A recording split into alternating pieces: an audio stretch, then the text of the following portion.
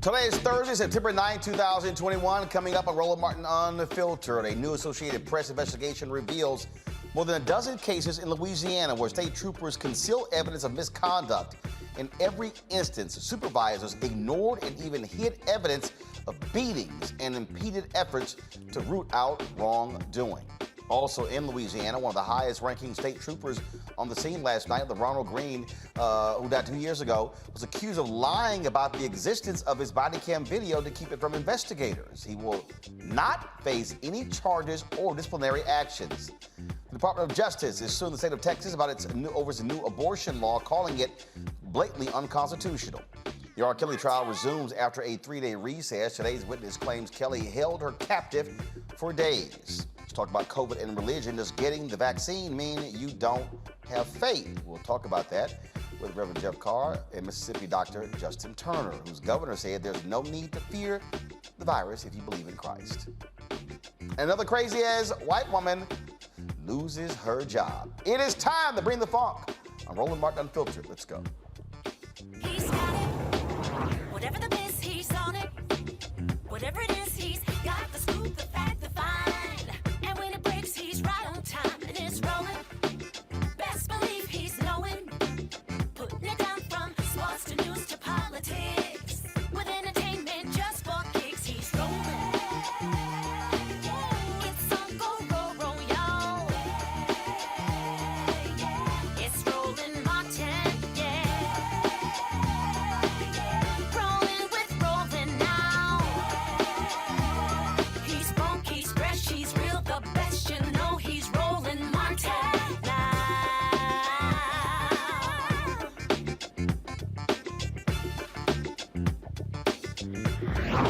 Martin. There is indeed trouble in the state of Louisiana. A new Associated Press investigation identifies at least a dozen cases in which Louisiana state troopers concealed or ignored evidence of misconduct. Folks, 67% of the altercations involving use of force in recent years have targeted African Americans. That's double the percentage of the state's black population. Now, get this. The findings reveal a former officer, Jacob Brown, was involved in 23 use of force cases dating to 2015. 19 of them were black. Jacob resigned in March and is charged with aggravated second-degree battery and malfeasance in office. Now, that's that case there. You also have this case where a high-ranking Louisiana police officer would not face any charges or disciplinary action related to the death of Ronald Green. Lieutenant John Clary was cleared of all misconduct charges related to the violent death of the black motorist in 2019. Clary was accused of lying about the existence of his body cam video to keep it from state police investigators. However, officials say a lack of evidence has yielded no form of discipline for the officer. In 2019, Ronald Green was killed after being viciously beaten by Louisiana police officers during a traffic stop. Folks, serious issues with police there in Louisiana. And so normally what you would have is you would have the state police who would be investigating these cases, but clearly by the AP investigation, you have problems with the state police. Joining me right now is Louisiana State Representative Ted James. Representative James, glad to have you on Roland Martin Unfiltered and the Black Star Network. First and foremost, you know, the Louisiana State Troopers are supposed to be the best of the best. They are supposed to be the agency that investigates crimes happening around the state, especially those involving police officers. Here you have supervisors, bosses, hiding evidence, lying. Why are heads not rolling among Louisiana State Police? What is Governor John Bel Edwards doing? We have, as a caucus, we've called on the federal government because our governor has been very slow to respond. When these allegations first came to light last year due to the work of the NAACP here and the AP, we requested a new colonel. We got a new colonel, an African-American colonel, and it seems like every week we're learning of a new lie, a new cover up. I listened to you articulate, what's going on with Lieutenant Colonel Cleary. Not a single officer, not a single trooper has been disciplined for the death of Ronald Green. On the other hand, a black trooper who has come out and has provided information about all of the cover-ups, about all of the use of force issues in state police, he's been removed. So you have a black man who has come to light with information that has received a more strict discipline than any of the troopers that were involved in the Ronald Green death. We have a huge problem here at Louisiana State Police, and that's why the Black Caucus has asked the feds to come in and do a full-scale investigation. So Lieutenant John Clary was actually a Louisiana State trooper. Yes. Okay, so he was not a police officer; he was a state trooper. And so yes. This AP story, when you talk about all these different things here, this is wrapped up in it. And even in that Green story, they lied about what actually happened to Green. Oh, they told his family that he died in a car accident. And when we saw the pictures of the car, we knew that he didn't die in a car accident. And it took us almost threatening the administration to make sure that they allowed Ronald Green's family to see the video that we saw that was leaked a few months ago. The family and some of us, and I saw that video last year, and we knew within the first few minutes that the troopers on the scene, not only the troopers on the scene, not only did they lie, but their superiors, and Cleary being one of them, one of the highest ranking ones that was on the scene, he lied. And we saw that he was rewarded with, not only was he not disciplined, he has a high profile job. He was all on national television escorting around one of our football coaches. He's since been removed from that. But the problem is, I don't want him removed from a detail. I want him removed from the agency at large. And so the fact that you have Clary, no disciplinary action against him, even though he basically lied, he said one thing, with the body cam footage said another thing. And the fact that they said that he died in a car accident, when we now know that's an absolute lie. Seriously, no action? Look, Cleary, not only did he lie about what the footage showed, he lied about the existence of the footage. And it wasn't until almost a year later that the footage was discovered. Now, the main trooper who beat Ronald Green committed suicide the day he learned that he was going to be terminated. There were still troopers on the scene that deserved to be brought to justice, right? If myself and you and another friend of ours, if we go and beat the hell out of somebody and I kill myself, you will certainly be charged, right? As an accessory, I could list at least 5 or 6 different things that these troopers should be charged with. And right now we're waiting on the federal government. Of course, there's a DA in North Louisiana who, if he wanted to, he could pursue charges now. I understand, and way too often these cases, district attorneys tell us we're going to wait and see what happens with the federal government. But you can move independent. Yeah, they don't have to. They don't have to. In fact, the feds wait on the state folks. And what we're seeing, there is one glimmer of hope, and it's very small. I would not have trusted Donald Trump Justice Department to do the right thing. So there is a small glimmer of hope in that there's a new administration, right? I'm hoping that this administration does not let us down. I've had countless conversations with the DOJ because our caucus sent a letter to the Civil Rights Division, and we've asked not just with the Ronald Green, because we already know Ray Charles can see that they lied about Ronald Green. We've asked for a full-scale, top-to-bottom investigation into the entire department, because what we've learned is that not only have these things been accepted, they've been cheered on. We have countless reports of text messages where troopers have bragging about beating the hell out of people and bragging about the fact that they're going to think about that beating for a long time. They're one of the attorneys for state police whose husband is a trooper. There have been reports about how she's coached troopers to get out of use of force complaints by charging motorists in the state, most of them black, with resisting arrest. She's since been removed, but not fired. So there are issues that are deeply ingrained. And, for me, I'm one that asked the governor to make sure that we put somebody at the top of state police, a man of color. And, as much as I respect Colonel Davis, I'm starting to lose confidence in his leadership, because every week we're learning of something else that has been a lie, something else that has been a cover-up at state police. What is also confusing here is that when we talk about Cleary lying, he said that he did not have any body cam footage. That's a lie. But the investigators call them mischaracterizations. I'm sorry, that's a lie. Yeah, it's a bold-faced lie. And you mentioned it very plainly. The unfortunate thing is we have to look at not just the issues within state police, but every single use of force incident that they have investigated for other law enforcement agencies.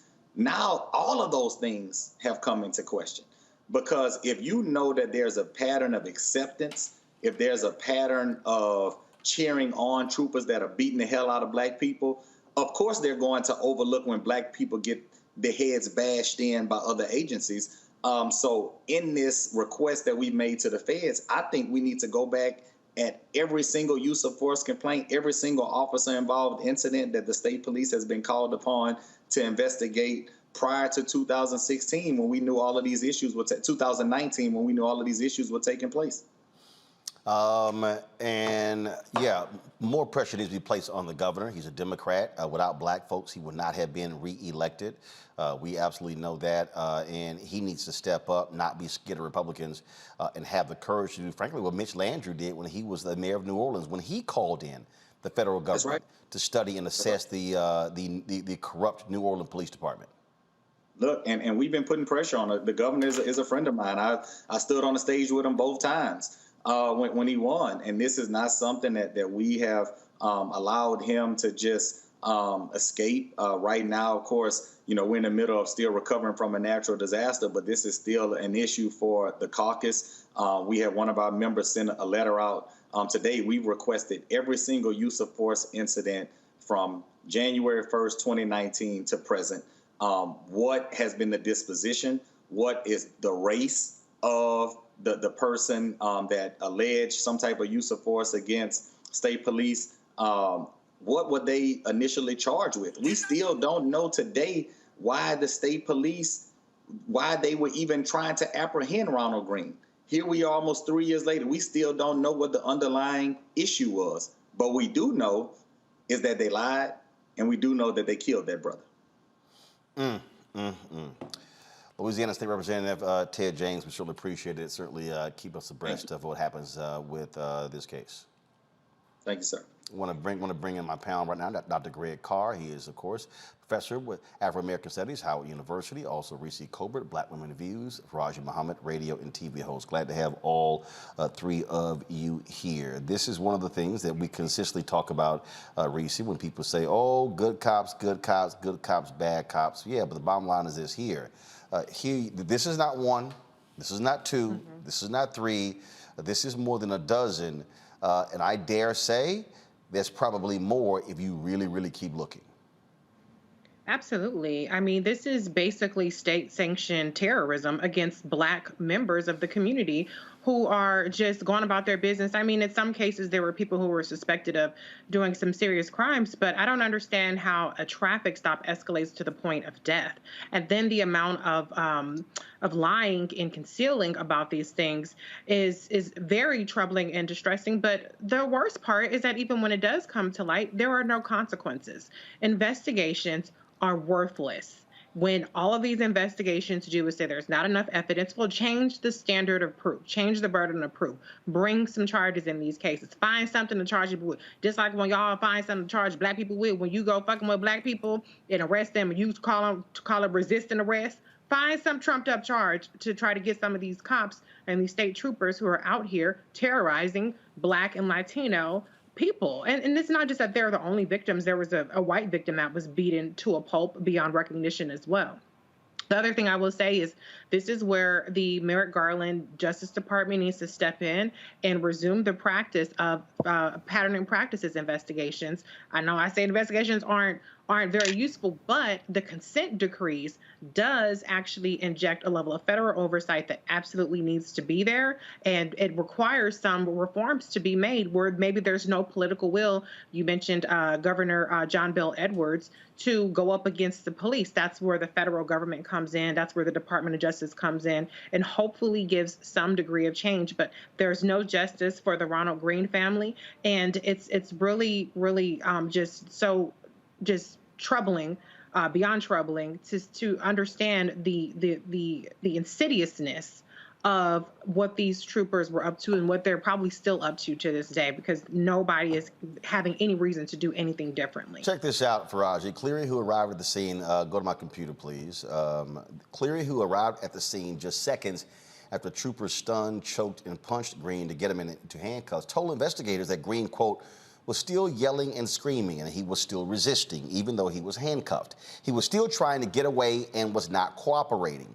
Investigators wrote in a 6-page report filed less than 3 weeks ago that Cleary's description of Green's demeanor after he was cuffed on a dark roadside near Monroe was clearly a mischaracterization, also known as a lie. Though they did not state it explicitly, the false statements were apparently intended to justify further uses of force by troopers against the prone Green that included dragging him face down by his ankle shackles and spraying him in the face with pepper spray. Quote, the video evidence in this case does not show Green screaming, resisting, or trying to get away, Detective Albert Paxton wrote in the new report. The only screams revealed by the video were when Green responded to force applied to him. The report added that Cleary's own video, published last week by the Associated Press and later released by the state, shows Green, quote, lying on the ground, face down, handcuffed behind his back, leg shackles on his ankles, uttering the phrases, I'm sorry, or I'm scared, or yes, sir, or okay. Green was forced to be face down for 9 minutes. And this is what Cleary yelled. Don't you turn over. Lay on your belly. Lay on your belly. Trooper Corey York yells before briefly dragging Green by the chain that connects his ankle shackles. Lieutenant Clary's video clearly shows Green to be suffering, Paxton wrote in the new report, adding that the handcuffed man can be heard, quote, gasping for air. Though what happens to Green next cannot be seen on the video, investigators wrote that, quote, Green's eyes are squeezed shut as he shakes his head back and forth, moaning in pain, movements consistent with having been sprayed in the face with pepper spray. So you mean to tell me all of that, and they can't figure out what in the hell to charge this guy with or write him up? Yes, and Brother Roland, I think that we need to say it. Clary needs to go to prison. The whole damn police department needs to be broken down. When I heard the representative talking about the fact of the Justice Department coming in, we know that of the pattern of practice, investigation, and all of that. The big thing is that the United States federal government, the Department of Justice, has the power to come in and to really dismantle police departments and start them back up again. Why they have not done that, I don't know. But I'm happy that they're starting an investigation. But they need to go in like the same way they went in what we saw with Ferguson after Mike Brown. They need to go in and just completely fire everybody or lock people up. And that's all that has to be done, because the trust of the American people is totally gone. I mean, of the people of Louisiana. There can't be no trust, especially among black folks. And I saw that based upon this report, Brother Roland, 67% of those who have been involved and being brutalized by the police are Black people. So when you have that number, when you have these things, and then when you have that type of evidence, you have the body cam footage, you have the other officers, you got an officer who killed himself. I mean, this is all leading to the fact that these jokers were guilty. And one big thing very quickly that we have to keep in mind, there was another story about some years ago about what has happened in Minneapolis, what has been happening in Portland. The problem comes down to you can give people good guidelines, but they have to have the heart, the mind, and the spirit to follow the rules. And when you're seeing that police officers don't have that, then only a few things got to happen. One is either the federal government got to intervene and be broken down by the Department of Justice. Two, the state that is responsible for the funding of the government, they have to be brought to task. Or three, you got to go to the police union in that state and bust the hell up that police union, because police unions serve as like gangs in protecting their own. And so if we don't go after go to the root of the problem, which is corruption within the police departments and these unions, then we're not going to see the justice that we deserve. Check this out, Greg. Go back to my computer, please. Another false statement noted in the report was when Cleary told investigators that his troopers sat Green up and, quote, immediately held his head up so he could get a clear airway. Clary's video, however, showed troopers saying they didn't want to sit Green up because they were afraid he would spit blood on them.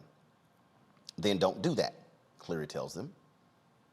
Even after Green became unresponsive and troopers sat him up, his head was slumped down on his chest, and they did not make a move to lift his head to make a clear airway for nearly 6 minutes. How does all of that happen? And you don't charge anyone. I have repeatedly said on this show that laws must be changed, that if you or Reese or Faraji or myself, if any of us lied to police, they could charge us. Mm-hmm. Cops lie, nothing happens.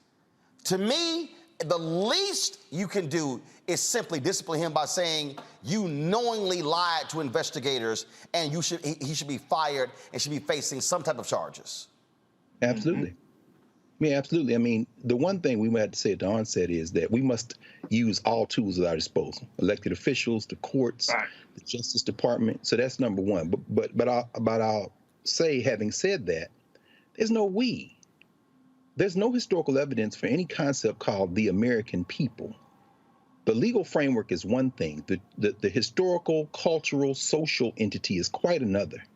You see, and shout out, by the way, to both Louisiana Tech and Mississippi State for continuing to employ cats like John Clary, because the thing that Black people are useful for is run them down a football field. And ask yourselves a question. Do a little research. And let's ask ourselves, when did state troopers need to be there to protect football coaches? I suspect if you tug on the history of the slave economic concern, some people call it the Southeastern Conference, you will probably find some race involved there as well, because they take their football quite seriously in this country. Yeah, actually, you're right, because I mean, I've seen many games, and I'm sitting there going, why are there troopers? Why? I mean, first of all, you got university police.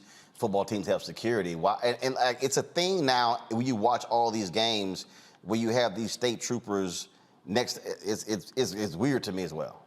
Well, Roland, I think that's actually a very good question. I know you just came back from Fisk. You might put some of your young journalist lieutenants on that to do that research, because I think what we'll find is that football, like everything else in this country, is very militaristic.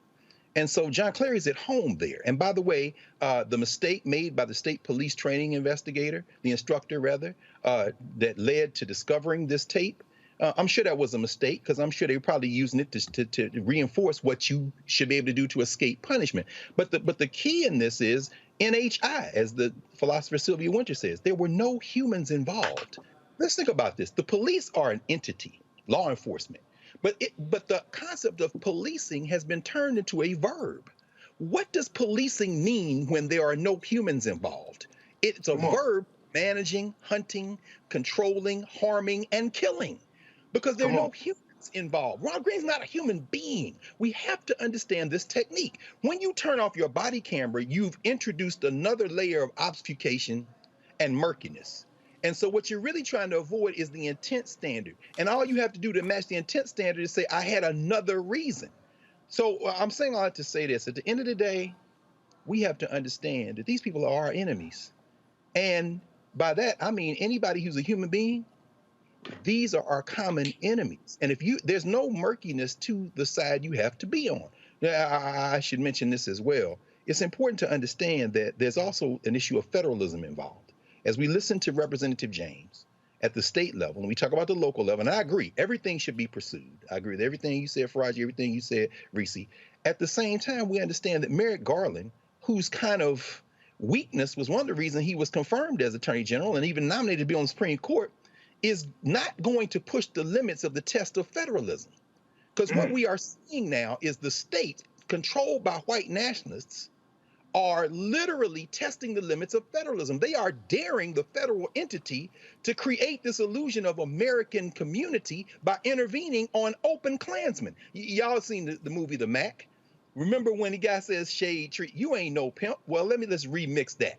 Shade tree government. You ain't no community. You just a rest haven for the Klan. State by state, they are daring something to come into existence which never existed before, namely, quote, the American people. And so I'm encouraged by things like this, because one way or the other, this cat gonna be punished. Prison's only one form of punishment. Wait for it. Wait for it. Well, we certainly will see what happens there. And yeah, DOJ absolutely. And here's the deal. The Civil Rights Division can launch that investigation. That needs to happen. And that DA in Northern Louisiana, yeah, folks, that's called being real close with police there. Roland? Huh? I said Hurricane Ida didn't hit Louisiana out of coincidence. Well, first of all, hit Louisiana out of coincidence because Louisiana's, frankly, is in Hurricane Alley. I've been from Houston, but the bottom line is this here. We have seen this before where these white DAs in Louisiana do not want to pursue anything with police officers, which is why you've got to have state authorities like state troopers investigate, but they'll have thugs on that force. This is where DOJ needs to step in. And I would hope and I appreciate Representative James saying they've been calling on Louisiana Governor John Bel Edwards, but how about putting even more pressure on him and publicly protesting him and calling people to the state capitol, calling people to the governor's mansion? That's right. And also, how about calling on black football players at Louisiana State University not to play? Come on. See, that's right. I got to remind folks. The only reason the Confederate flag is off of the Mississippi State flag, because when that black running back said, "I ain't playing," and then and then all of a sudden, those white coaches all around Mississippi said, "Hey, we getting phone calls, black players not coming to Mississippi State and Ole Miss and Southern Miss and all those schools." That's when Mississippi said, yeah, we gonna get this thing off our flag, and that's why it is gone.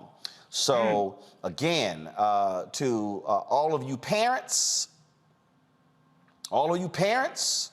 that's right, who have kids who are playing ball at Louisiana State, football and basketball, that's right, have some conversations with your kids. That's right. And have those black ball, and see, this is real simple. See, everybody forgets, Reese, Greg, and Faraji. The University of Missouri football players threatened a boycott. I remember. Threatened. And let me tell you what happened.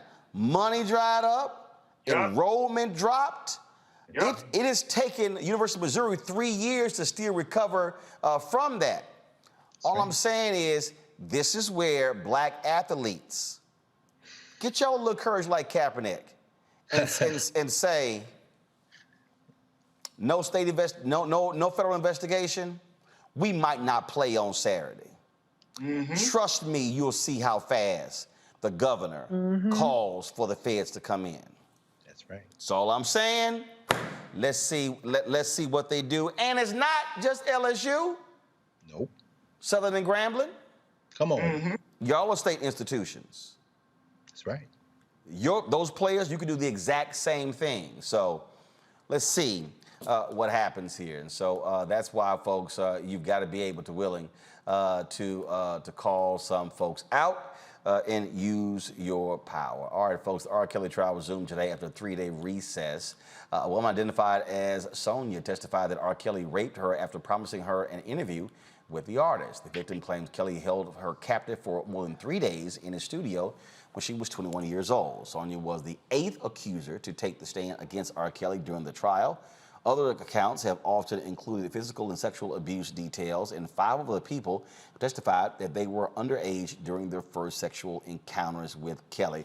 I had somebody who tweeted me today, Faraji, who was not particularly happy with our panel calling out R. Kelly last week, and they felt that they literally put up free R. Kelly, and that we should not, and the brother literally said we should not be attacking another black man. And I'm sitting there going, are you not paying attention to what in the hell has actually been said? Come on. Yeah, it literally happened. I mean, first and foremost, any joker who says that R. Kelly should be free, I mean, we should cancel them. I mean, when you go to that situation and when you look at what that young lady Sonia said, who's a 39-year-old woman, and what she said R. Kelly did to her at 21 years old, and if we understand the impact that sexual abuse has on anybody, but particularly on women, you would not be so quick to call that man a genius of any sort. You would not be so quick to say, oh, we beating up on a black man. What I'm concerned with is that this case, as gruesome, as graphic, as disturbing as this case has been, that it won't push the needle far enough to remove our love for the pimp culture and the exploitation of women in music and media. That's what I'm concerned with. That it's easy to cancel one man, but can we cancel a behavior? Can we cancel a whole mindset that hate women and that use of women, that abuse women? And so when you look at this case should not just be fodder. And look, and I'm going to say it like this. Have you heard about R. Kelly case since it started? Other than this platform, I'm going to keep it real. I mean, unless you go online, you search it, you read it, you follow it. Other than this platform, we have not really had a very deep conversation outside of this show to talk about what's been going on in this trial, what's been said, and the implications of our love for this type of man, and then more importantly, our embracing of a culture that has destroyed women. And so this case is so big, and it's so important for us to have these conversations. And I truly appreciate you, Brother Roland, for constantly keeping us abreast about it, because we're not talking about it. We're talking about surviving R. Kelly, and then that conversation died down. But when you listen to the stories from the people that work with him, about the rules, to the victims themselves, nah. You want that joker under a damn jail cell. You would not want to listen to his music. You damn sure wouldn't want to fly with him, and you would not want to have anything to do with R. Kelly, Robert Sylvester Kelly. Trust and believe. Greg, of course, it is innocent until proven guilty, but frankly, people can still weigh in on what they're hearing, and what we are hearing is shocking, devastating, sick, and demented. It is, Roland. I mean, of course. I mean, who could say it isn't? But what we have with the R. Kelly case, and it's now 13 years since he was first brought to trial on the same allegations, similar allegations, a lot less detail, of course, than now. What we really have is a car crash at the intersection of culture and law. We, as people of African descent in the modern world system, certainly those of us in the Western Hemisphere, more specifically the United States, have unfortunately continued to fall victim to, and now just really occupy, a culture that allows for our own dehumanization. And the culture is in the language, the culture is in the music. And so you know, and now legally, this guy should be under the jail. Of course, that's a no-brainer. However, just like somebody reached out to you and said that, the hope of his defense team is there's at least one person like that on the jury. And the bigger issue, let's say he goes to jail from now on, either here or in the subsequent trials that will come up after this. Let's say that happens. That's one guy. The deeper question is, what about every hip hop artist, every R&B artist, every soul artist, every cultural artist, every movie producer, every video maker who has reinforced the culture of dehumanization, not only against black women and men, but against even the very notion of blackness, and then wraps it up into, I'm just expressing myself. See, this is the problem. And then until we address that underlying problem, then the difference for me between R. Kelly and Jay-Z is just a question of, well, who did the most egregious acts and the shock of the individual incident that can send one to jail. But when I turn on the radio, quite frankly, I can't tell the difference. Reese. Well, if you were upset, then let me give you something to be mad about. If you can identify with R. Kelly personally, then you're a motherfucking degenerate. Point blank period. And maybe your ass need to be up under the jail right along with R. Kelly. Okay? So let's, instead of talking about protecting the legacy and the black man who was sitting up there allegedly until proven guilty, I guess, raping and terrorizing and kidnapping and abusing women, men, children, families. If you can justify that because he's a black man, there's something seriously wrong and demented with your mentality. It's nothing wrong with us talking about it. It's something wrong with your ass and how you think, okay? So why don't we put a little bit more emphasis on protecting victims, on protecting girls, boys, people, black people, the community? How about that, from a sexual predator? Why don't we put more emphasis on that than the fact that you like R. Kelly's Bump and Grind or 12 Play? Come on. Check yourself. That's Don't come over here with that mess. Check yourself and your fucked up mentality. That's right. Period. I'm trying to see. There was at least one MF, at least 4 Fs. Sorry, not sorry. Because like, we're not going to normalize that kind of comment. Oh, absolutely.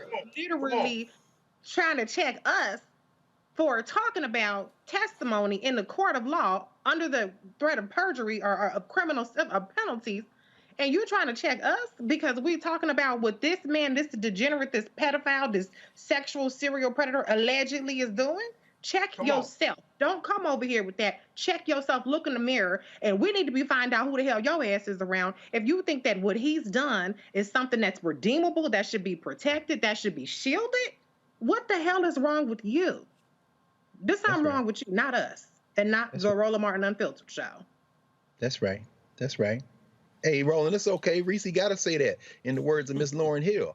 I add a motherfucker so you ignorant Negroes hear me. In other words, you can't. That's the only way we can communicate. I'm sorry. You know, she intellectually, it didn't work. It didn't register with intellectual. So let me throw one of those up, and maybe you'll hear it, and you can tweet me, and you can fry me up in the YouTube comments, and you can say whatever the hell you want to say. But I said what I said. Fuck R. Kelly and you too. How about that? That's not unbiased. That's my opinion. Gotcha. All right, folks. Texas. They're facing a federal lawsuit over the state's new law banning most abortions. The Department of Justice says the law was enacted in open defiance of the U.S. Constitution. Attorney General Merrick Garland is asking a federal judge to declare the law is invalid, to enjoin its enforcement, and to protect the rights that Texas has violated. Is set out in detail in our complaint. Its basis is as follows. SB 8 bans nearly all abortions in the state after 6 weeks of pregnancy, before many women even know they are pregnant, and months before a pregnancy is viable. It does so even in cases of rape, sexual abuse, or incest. And it further prohibits any effort to aid the doctors who provide pre-viability abortions or the women who seek them. The act is clearly unconstitutional under long-standing Supreme Court precedent. Those precedents hold, in the words of Planned Parenthood versus Casey, that, quote, regardless of whether exceptions are made for particular circumstances, a state may not prohibit any woman from making the ultimate decision to terminate her pregnancy before viability. Texas does not dispute that its statute violates Supreme Court precedent. Instead, the statute includes an unprecedented scheme to, in the Chief Justice's words, quote, insulate the state from responsibility, close quote. It does not rely on the state's executive branch to enforce the law, as is the norm in Texas and everywhere else. Rather, the statute deputizes all private citizens without any showing of personal connection or injury to serve as bounty hunters, authorized to recover at least $10,000 per claim from individuals who facilitate a woman's exercise of her constitutional rights. The obvious and expressly acknowledged intention of this statutory scheme is to prevent women from exercising their constitutional rights by thwarting judicial review for as long as possible. Thus far, the law has had its intended effect. Because the statute makes it too risky for an abortion clinic to stay open, abortion providers have ceased providing. The Texas law known as SB 8 prohibits abortions once medical professionals can detect cardiac activity, usually around 6 weeks. That's before some women even know they are pregnant. This law also leaves enforcement to private citizens through civil lawsuits instead of criminal prosecutions. Go to the panel. Greg, this is the key here. The Department of Justice says you cannot pass a law to just let citizens do whatever the hell they want to do and violate the rights of other citizens by basically putting bounties on them. Mm-hmm. Well, I think actually you can. I think you can. This goes back to a case in the 1920s, Giles versus Alabama, Justice Oliver Wendell Holmes, when confronted with clear voter suppression in the apartheid laws of the time in Alabama, said we could rule on behalf of the black people who are having their right to vote infringed upon, in fact, eliminated. However, who's going to enforce it? So what you see in the white nationalist states of the former I say former Confederacy, but they're still the Confederacy, because there's clearly, if there were law in place, this would be an open and shut case. What we're seeing is, again, a test of federalism. All these things are of a piece. You see, all over the country, but in the South, where they control these state legislatures, and we know that 30 of the state legislatures of the country are controlled by the white nationalist party, they want to put in place the country they want to live in. You know, the words of Dixie are still in their ears. Oh, I wish I was in the land of cotton. In the land of cotton, you can brutally kill black women and men. In the land of cotton, women have no rights. And so when you hear Merrick Garland there with Vanita Gupta, who is where we should place our faith in, Gupta and Kristen Clark, I mean, Merrick Garland, whatever, but we force him into it, right? But what we hear when Merrick Garland said, he was very careful when he used the phrase bounty hunter, he's drawing from Sonia Sotomayor's dissent, when she said the state of Texas has deputized private citizens and made them bounty hunters who can now get, and Texas is offering cash prizes to these bounty hunters for civilly prosecuting their neighbors' private, she didn't use the word private, but she's implied private, medical procedures. Now, what is that? So what do we see today? The United States now substituting itself as plaintiff for the Texas plaintiffs that tried a couple of weeks ago, is now going to sue Texas and force these white nationalists, 5 white nationalists, including Clarence Thomas. See, white nationalists, you don't have to, it's not a phenotype, it's not a race, it's a concept. And he's a rabid white nationalist as well, Clarence Thomas. They are going to attack and force them to once again affirm their declaration by not intervening, because they're also going to go for an injunction. They're going to say that this deputizing of state action is constitutional. That contradicts the Constitution on a couple of reasons, and I won't go too deep into the detail, but I'll mention this. One is state action. See, Texas threw the rock and hit its hand by saying, we can't enforce this law. No, but by deputizing private citizens, you have done the equivalent of allowing the Klan to outright operate like the police. Once state action is involved, you have now triggered the constitutional crime. You've triggered the constitutional violation. So this is an open and shut case. But I suspect what the Supreme Court will do is not allow for an injunction. Let this work its way through the courts. And as in that biology lesson that Alexandria Ocasio-Cortez gave the country, including that shovel-mouth piece of human refuse, the governor of Texas, as she reminded him, most people don't even know. Most women don't even know they're pregnant, because if you miss your period and you late by 2 weeks, it could be stress, it could be anything else. And I'm not about to get into that. I'm just listening to her basically tell him, you're not a man, you're not a human being, and you want your state to be like every other white nationalist state. You want to turn this into the handmaid's tale. And yet, since you got a handmaid on the court with that last appointment, you think you have the numbers to do it. So I guess we're going to find out. Reese. Yeah, I mean, one thing I will say, to the extent that, the federal government has the ability to be effective here, and as Dr. Carl pointed out, it really boils down to the Supreme Court. If they're going to go all in with their white supremacy and go all in with their anti-woman, philosophy. But to the extent that the federal government can be effective, this is why elections matter, because you do have a Vanita Gupta, as you pointed out, Dr. Carr, and a Kristen Clark, who could push Merrick Garland to take up this case. If we still had William Barr, forget about it. This wouldn't even be possible. And this type of legal activity would be left to organizations like the NAACP Legal Defense Fund and Planned Parenthood, et cetera, et cetera. So it's really important that the federal government is involved with this, that they're putting all of their resources behind it. Will it be successful? There's no guarantee about that. But the one other thing I do want to say is, for those who think that this is just simply a woman issue, the bounty part is the part that people should really be very troubled with. Because right now it's a bounty on abortion providers, or what the broad topic, an Uber driver could be considered an abortion provider. But what's the next bounty on? The next bounty could be on your head. And do we want to deputize white folks predominantly, because we know that's going to be the main people all up in everybody's business, but we want to deputize white people. They see a black man driving somebody in the car, all of a sudden, I think he's an abortion provider. That's right. No, we don't want to do that. Some of y'all don't want to turn over your vaccine cards. You talk about HIPAA, even though that ain't a HIPAA violation, and all kind of other stuff.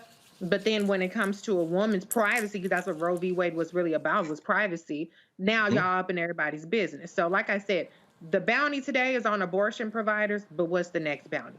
That, if you don't have any other concern about it, you think it's a woman issue, you think, well, I already had my kids, I'm not concerned about it, or I don't plan on having kids. The bounty issue, because the bounty could be on your head, the bounty could be on your brothers, your husbands, your sons. These are not just women that are infected by it. It could be on anybody's head. And I don't trust that. Faraji. Yeah, I mean, I think let's just keep it clear. The bounty that we're talking about is $10,000. That's what Merrick Garland said, that the law deputizes private citizens to serve as bounty hunters authorized to recover at least $10,000 per claim from individuals who facilitate a woman's exercise of her constitutional rights. Again, we have a human rights issue that becomes a money grab. So if you have an individual who's looking for a come up, and this is, I mean, look, we got to talk about the fact that this is the sad state of affairs that we find our citizens, the citizens of America in, that you got to put a price attached to human beings at all costs. So we're capitalizing on the pain of women. And then let's look at what has happened with the Texas state's attorney had to say about this whole situation. He tweeted out that the administration, speaking of the Biden administration, quote, should focus on fixing the border crisis, Afghanistan, the economy, and countless other disasters instead of meddling in state sovereign rights. Well, first of all, we know Ken Paxton's stupid. And he needs to be in prison with his corrupt ass. So that's right. And so that's right. I mean, that's just a reality right there. Folks, hold tight 1 second. Got to go to break. We come back. We're going to talk about COVID, and a lot of people are asking for a religious exemption. Really? Even one black singer. She was supposed to sing the national anthem at an NFL game. She said, "I'm not getting vaccinated." They were like, "Your ass ain't singing."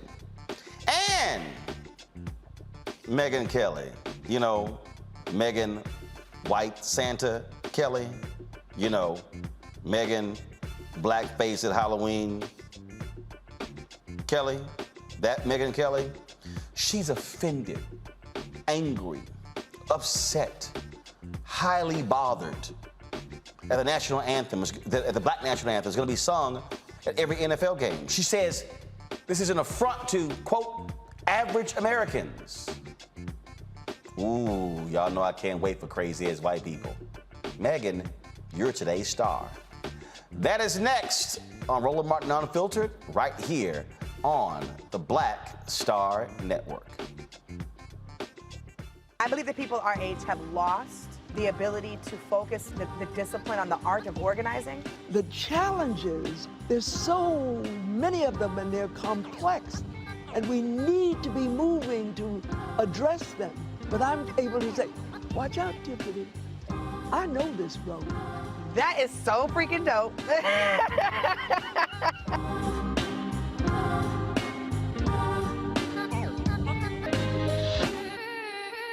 Floyd's death hopefully put another nail in the coffin of racism. You talk about awakening America. It led to a historic summer of protest. I hope our younger generation don't ever forget that nonviolence is soul force. Priceless.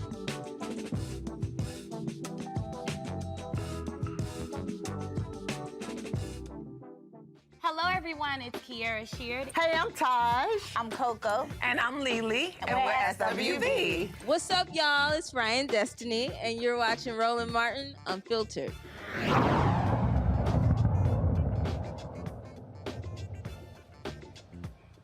As COVID rips through America with the highly transmittable Delta and Mu variants in 49 states, President Joe Biden announces his 6-point plan to fight COVID. In the plan, it's requiring all federal workers and federal contractors to get the vaccine, companies 100 or more. That's part of his vaccinating and the unvaccinated prong of the initiative. Also furthering protection for the vaccinated, keeping schools safely open, increasing testing and requiring masks, protecting our economic recovery and improving care for those with COVID-19. Biden says there are too many ways to keep this pandemic under control if folks use them. The pandemic of the unvaccinated.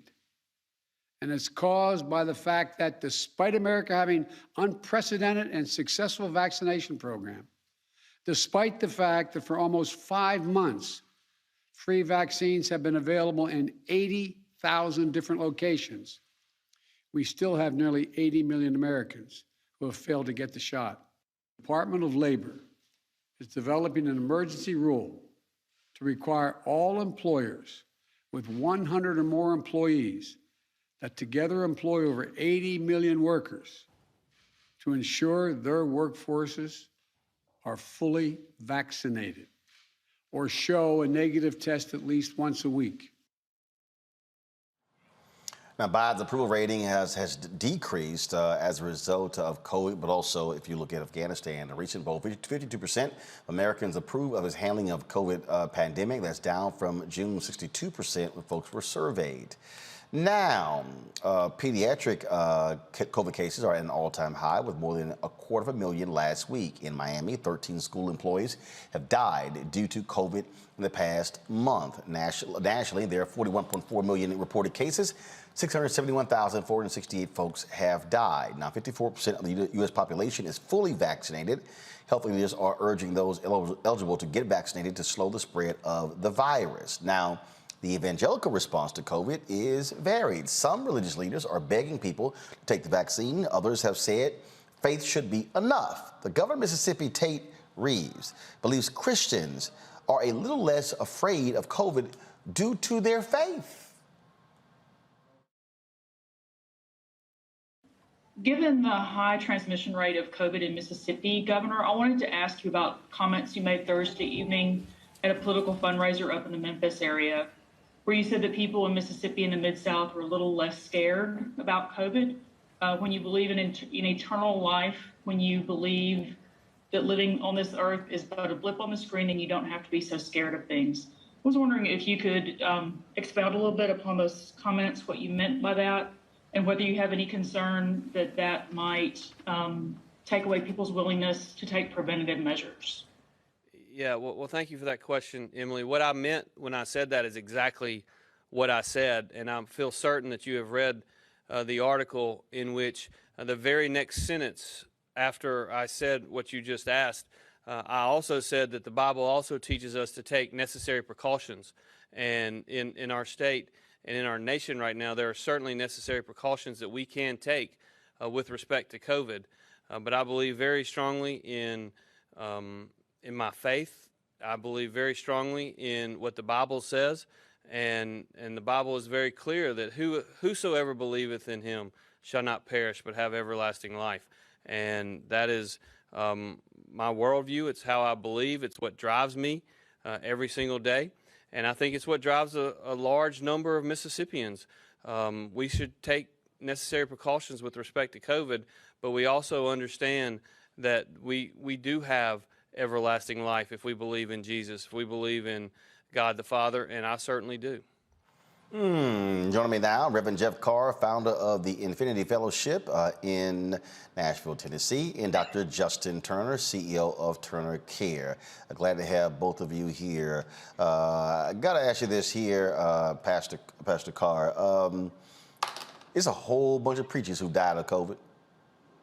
Early on last year, there were about 30 to 40 black preachers who passed away. Then, of course, you have Bishop Harry Jackson, who preached Easter in the White House in the Oval Office with Donald Trump last year, who was dead a few months later due to COVID, because he was around an Amy Coney Barrett super spreader event.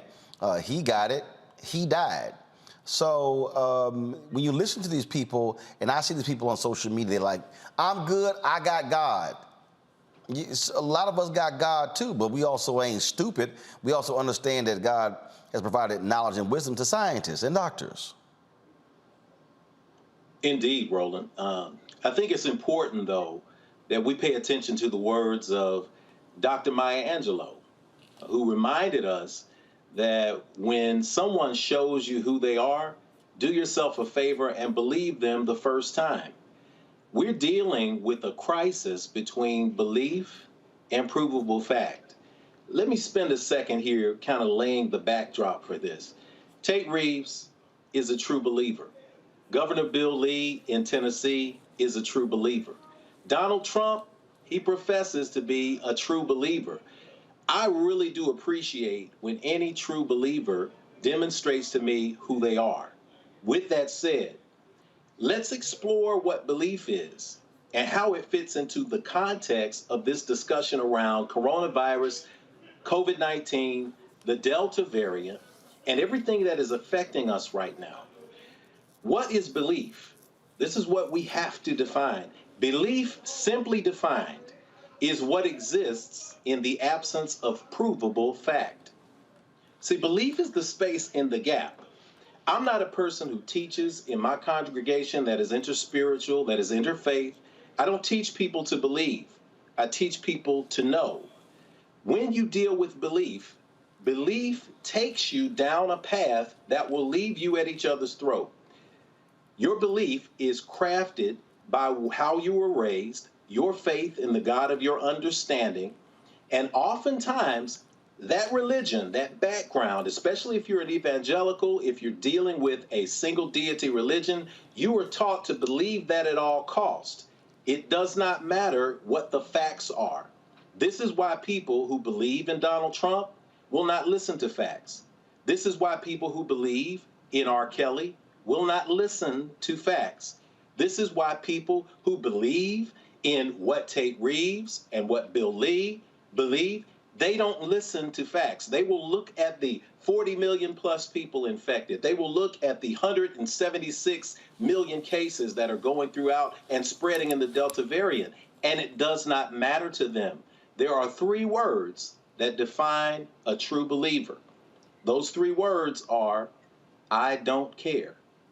You've seen it when you have someone who believes that the murderer in their family, the serial killer in their family is a good guy.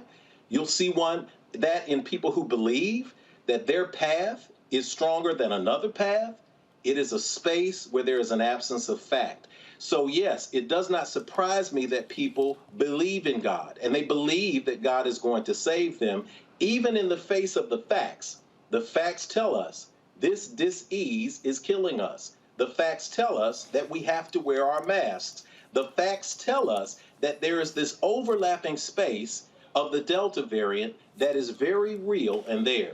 The issue is that when we reach this crossroads between belief and fact, much of what we consider religion now, the dogmatic spaces, push us to a space where we proclaim ourselves believers, everyone else is vilified as a non-believer. And once we do that, we're in a space of I don't care. When you reach a space of I don't care, you not only care about yourself, you don't care about me. And that is why we're seeing the spread of this particular variant, and that's why we're in the midst of this crisis right now. Dr. Turner, we have seen some of these crazy, deranged white evangelical conservative preachers say, rip that mask off your face. And if you even, I forgot that fool, I forgot the name of that nut, Greg Locke, something like that, who said yes, that, if you come in my church with a mask on, I'm going to send you right back out. I'm like, dude, are you really that stupid? I mean, it is as if they are not paying any attention whatsoever as to how, when COVID first started, the two biggest super spreaders for COVID were weddings and funerals. Yeah, thank you so much for the opportunity to be here. You know, unfortunately, a lot of people are more married to politics than they are to purpose. And, you know, Reverend Carr did just a great job explaining a lot of information that I hope it didn't go over people's head, because it was really, really critical. There's a difference between belief and facts. And this whole, you know, thing about Christianity is active. It's not passive. So this whole God got me attitude, while it already ignores the fact that there have been several Christians, to include black pastors. We had a black pastor here in Mississippi that died not too long ago, who didn't take it serious, who didn't take the precautions, who was not vaccinated, joining already the more than 90% of people in the hospital who have COVID who are not vaccinated. So while this whole idea of God got me ignores the fact that we've already had spiritual leaders who died from it, who didn't take precautions, it also diverges away from the fact that in Scripture, for the most part, anytime there was an act of healing, there was an active participant. So Christianity is active, it's not passive. So if you look at the lady who hemorrhaged, she bled for years and years and years, she reached out and touched the hem of his garment. When you look at the man that was blind before he can see, Jesus took a poultice and put on his eye and told him to wash them. When the man who, you know, was lame, you know, before he could walk, Jesus told him to rise up and walk. So Christianity requires activity.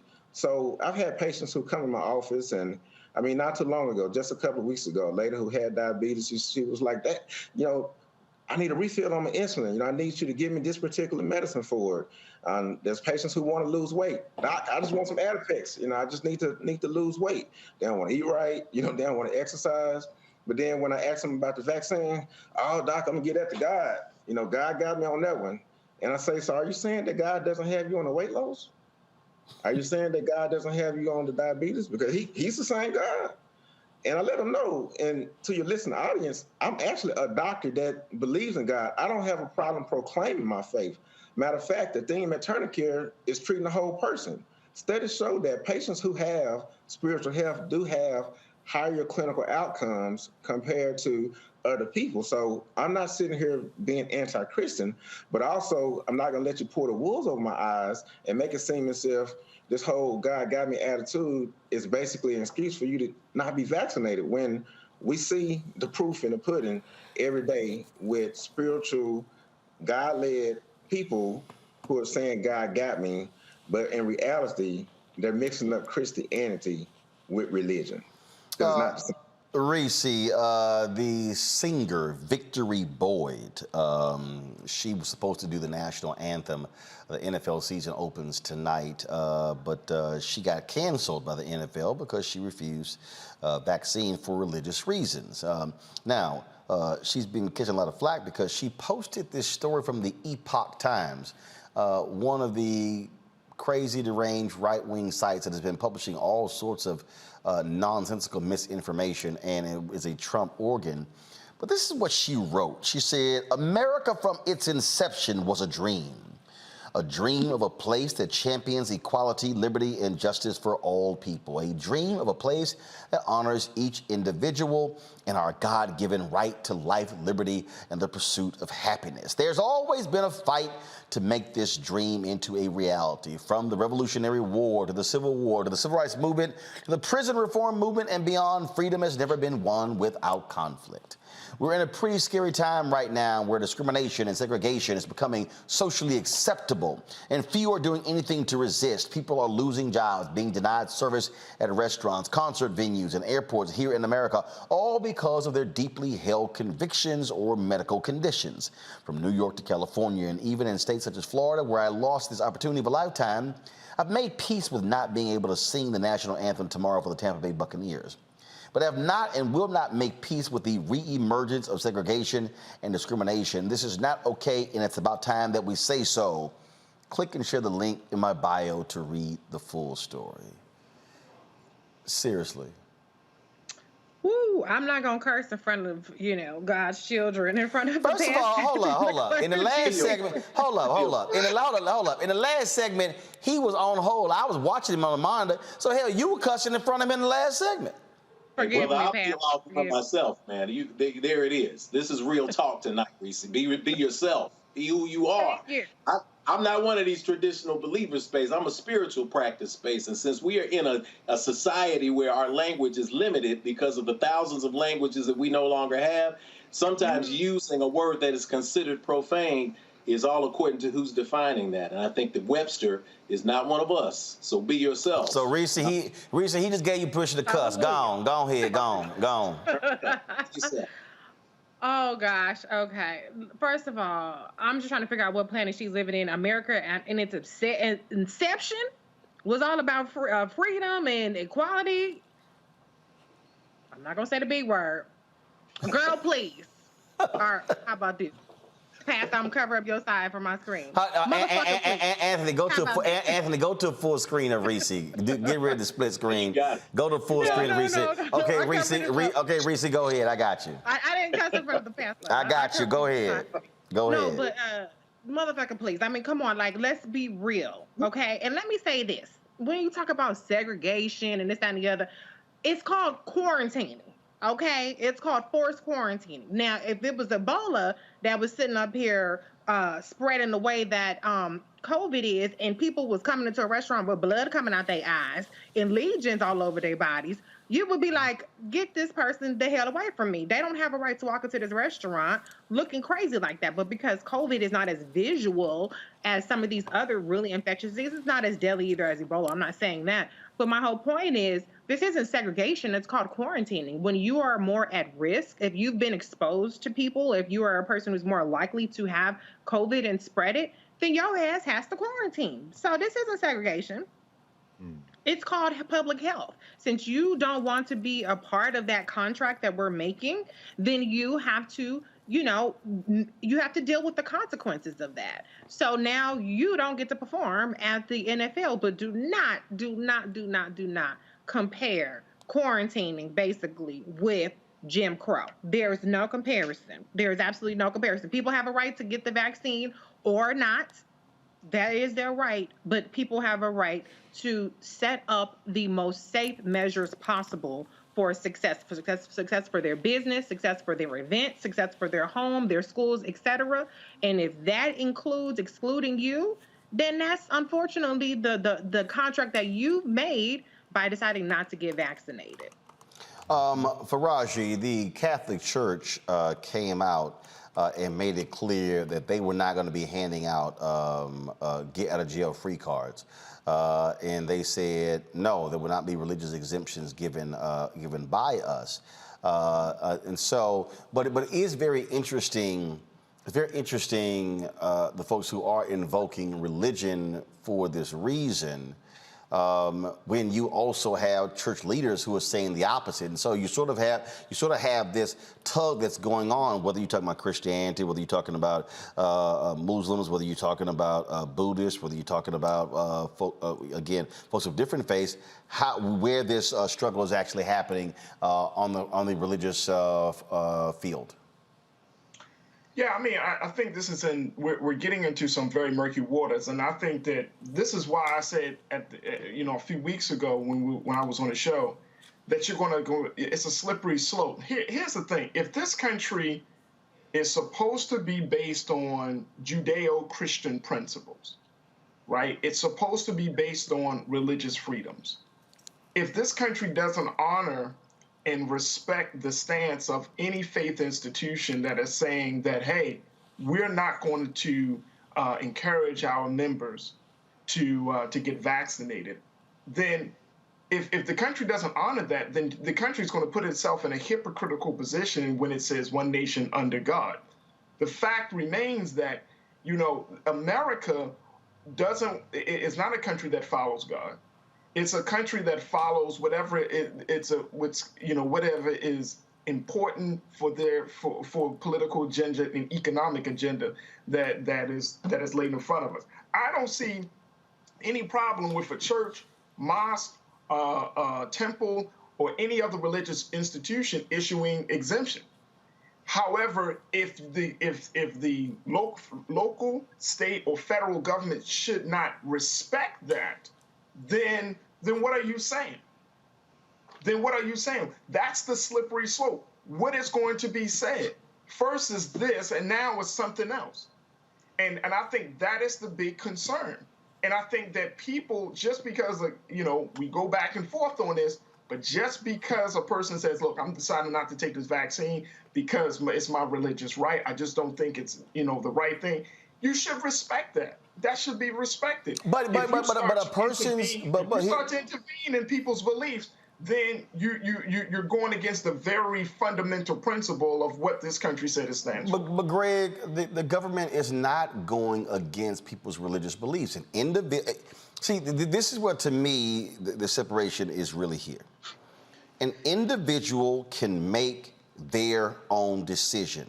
Absolutely. But there are consequences to that decision. And so if an entity or a company says, this is our policy, okay, your religious decision, that's fine. But if it runs counter to a company, in the case of the NFL made it clear. Anyone who is going to be coming into our stadiums, singing national anthem around our personnel has to be vaccinated. She says, I'm not getting vaccinated for religious reasons. Okay, you're not singing. They're respecting her space, but the bottom line is, this is what we call a consequence of a person's decision. Yeah, it's just that open and shut. I mean, that's it. You decide what you want to do, and actions have consequences. And to quote Christopher Wallace, Biggie Smalls, it was all a dream. I used to read Word Up magazine, meaning what is the text that you are using to frame your dream? She's using the text of the United States Constitution. And at the time it was written, she'd have been naked with the fear of sexual assault or serving the people who were writing the Constitution. So if she's going to that dream, she's reading the wrong Word Up magazine. But to your point, when you make a decision, decisions have consequences. And in terms of faith, and parenthetically, let me say that, see, there's a difference between Black Star Network and Black-owned media and something like CNN. When you have two brothers on, you ain't got to worry about no Cuomo showing up on CNN. You got one of the most brilliant people I know, y'all Card here. So he done already broke this down. You too, brother. Yes, sir. Brother, I'm saying, so I appreciate you for that. Man, my mom was very happy about this. But the point is that I was about to raise is when you see, I remember being in downtown Charleston, South Carolina, a few years ago, and looking at the beautiful churches with the wrought iron fences around them. And I was standing there talking to a brother, talking about the fact that African blacksmiths, brought by the way, like the Mende from West Africa, for the reason that they had those skills. I said, it's interesting to consider what they were thinking when they made these fences. And the brother was like, yeah, do you think those white Christians understood that those blacksmiths, and if you know West African blacksmiths, they're very deeply spiritual people. In fact, they're spiritual practitioners, most of them. Do you understand that while they were building that fence y'all wanted them to build, they were praying that whatever you're praying to in there won't get out? So as spiritual practitioners, whatever we pray to, we are now protecting ourselves from you with this fence. I don't believe a damn thing. I don't believe in the God of Tate Reeves. In fact, my God will kill his God. My God ain't got no gender. My God ain't got no, That's and right. will overwhelm that white man that he thinks is in the sky. And if you think I'm gonna die and go to another white man, Tate Reeves, member of Kappa Alpha, Tate Reeves, who spoke to the son of the Confederate veterans. Let me be very clear about this. The faith of America is white supremacy. Anybody who doesn't believe that believes in something else. We do not have a common God. Their God depends on the death of us. So whatever I'm praying to, bro, you don't want my thoughts and prayers because your ass to be dead with that rug on your head, Tate. Pastor Carr? Indeed. And see what my brother is. And again, I got to defer to the brilliance of Dr. Carr and to the brilliance of the Black Star Network for having the first major appearance of both of us at the same time. So you're not seeing double vision. Mom is 93 years old, celebrating, looking at the screen. But I'm glad to be here and having this conversation. Listen, when we talk about belief, this is why it's so divisive, because it's who do you believe in? What do you believe in? Do you believe in a core principle? Do you practice a core principle? If America practiced a core principle, we wouldn't even be here. The issue is that we're believing things that are different. Biggest fight I ever saw in college, I was first year at Tennessee State, Brother Greg. And my brother was SJ president at the time, and I was in the cafeteria. And three fellas who were with me, we went and got us some Coca-Cola and put it in the cup because it was the best thing we just all loved it. And I sat it down, and somebody said, "Hey man, that's my soda." And I said, "Oh, you talking about my cold drink?" And the other guy said, "What y'all niggas talking about? It's a pop." And there was this massive argument over the name of the liquid that was in the cup. Did it change the essence of what was in the cup? Did it chemically change it that we were fighting and at each other's throat? No, it didn't. You see, we have this common source. I always say the God of your acceptance and understanding because it gives us an opportunity to look at the common principles and practices. Does your religion require you to do something? As Dr. Taylor said, yes, Christianity requires you to do something. If you're a Muslim, Allah requires you to do certain things. If you're a Buddhist, it requires you to meditate. It requires you, if you are an Ifa, to go to divination. If you are studying Kemet, it requires you to reflect the God and Goddess. It is about the actions. What we're seeing is a crisis of action. So when people come to me and they say, as they have, hey, Rev, man, I don't really go to church. I watch your stream. I like it because it's not really religious. But can you hook a brother up with the religious exception letter? I say, you obviously have not watched my stream. And you obviously have not read our creed. In our creed, written into this interfaith space it is the application of ancient wisdom, scientific discovery, and spiritual practices, both physical and metaphysical, that lead us closer together as a human family. Second point, scientific discovery. We have to base things on science. The issue is, if you are truly a practitioner in your faith, not a believer in your faith. I'm not interested in believers because believers are dangerous. They don't listen to logic. But if you are a practitioner of your faith, you will do what is necessary to value the gift that we all have been given on this side. We can debate, we can argue on what's going to happen to us when we check out, but the reality is one thing that all faiths have in common is an understanding that we are made in the image and likeness of the Creator. This does not make sense then when the religious people in Michigan, the Catholic school in Michigan, goes and says something as insane, as illogical, as unprovable as we are made in the image and likeness of God. And so wearing a mask hides that image and likeness of God. And therefore, it's against our faith because no one will be able to see that we are made in the image and likeness of God. Lunacy, complete and utter insanity. These are the spaces that we're dealing with. When we're talking about a very, very, very dangerous space here. You've got this crowd of people. If I have my right hand here, you've got this crowd of people who are anti-vaxxers. They are not interested. They are not believers in the vaccine. I'm not going to say anything that may be pejorative to some people. You may just think that it's holistic health. On this other side, you have people who refuse to wear a mask, who refuse to take care of themselves. Now, you might be a really good driver, as Brother Roland said, but having a driver's license doesn't determine whether you're a great driver or not. But go out there and drive without a driver's license and see what happens to you. So you're not wearing this mask. So you have these two populations of people now who are now converging in the middle.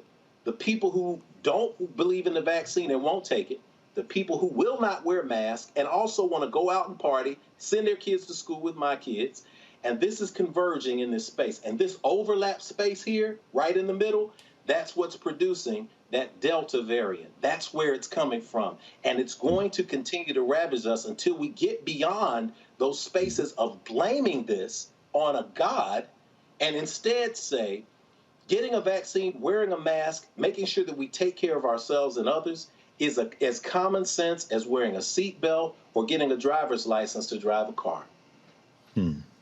Dr. Turner? I'm sorry, was that Faraji? Who's that? Yes, sir. Go ahead. You know, I'm listening to you, Pastor Carr, and I appreciate your insight on this, but I just do disagree with you on that point of this is not a pandemic, as the president just said today. This is not a pandemic of the unvaccinated. Let's tell the American people the truth. You can still get COVID-19 even if you're vaccinated. So let's tell people. Yes, that is true. But right now, 98% of those in ICUs are unvaccinated. I hear you, but I think that a lot of times that we can't even get to that point, which is why when you have people who are vaccinated, and I see this in Baltimore, here in Maryland, and I'm seeing this all across the country, that people, and I'm not one of these folks, people still are you're talking about that conversion of anti-vaxxers and those who don't wear masks. People are vaccinated and then think they're invincible. Indeed. But okay, hold on. I'm gonna put a pin in that. Okay. But a person who thinks they are invincible ain't no different than the woman who goes, "Hey, I'm on birth control. I'm invincible." Boo, you can still get pregnant. It's no different than the guy. It's no different than the guy who, I'm using a condom. I'm invincible. Nope. You can still get somebody pregnant.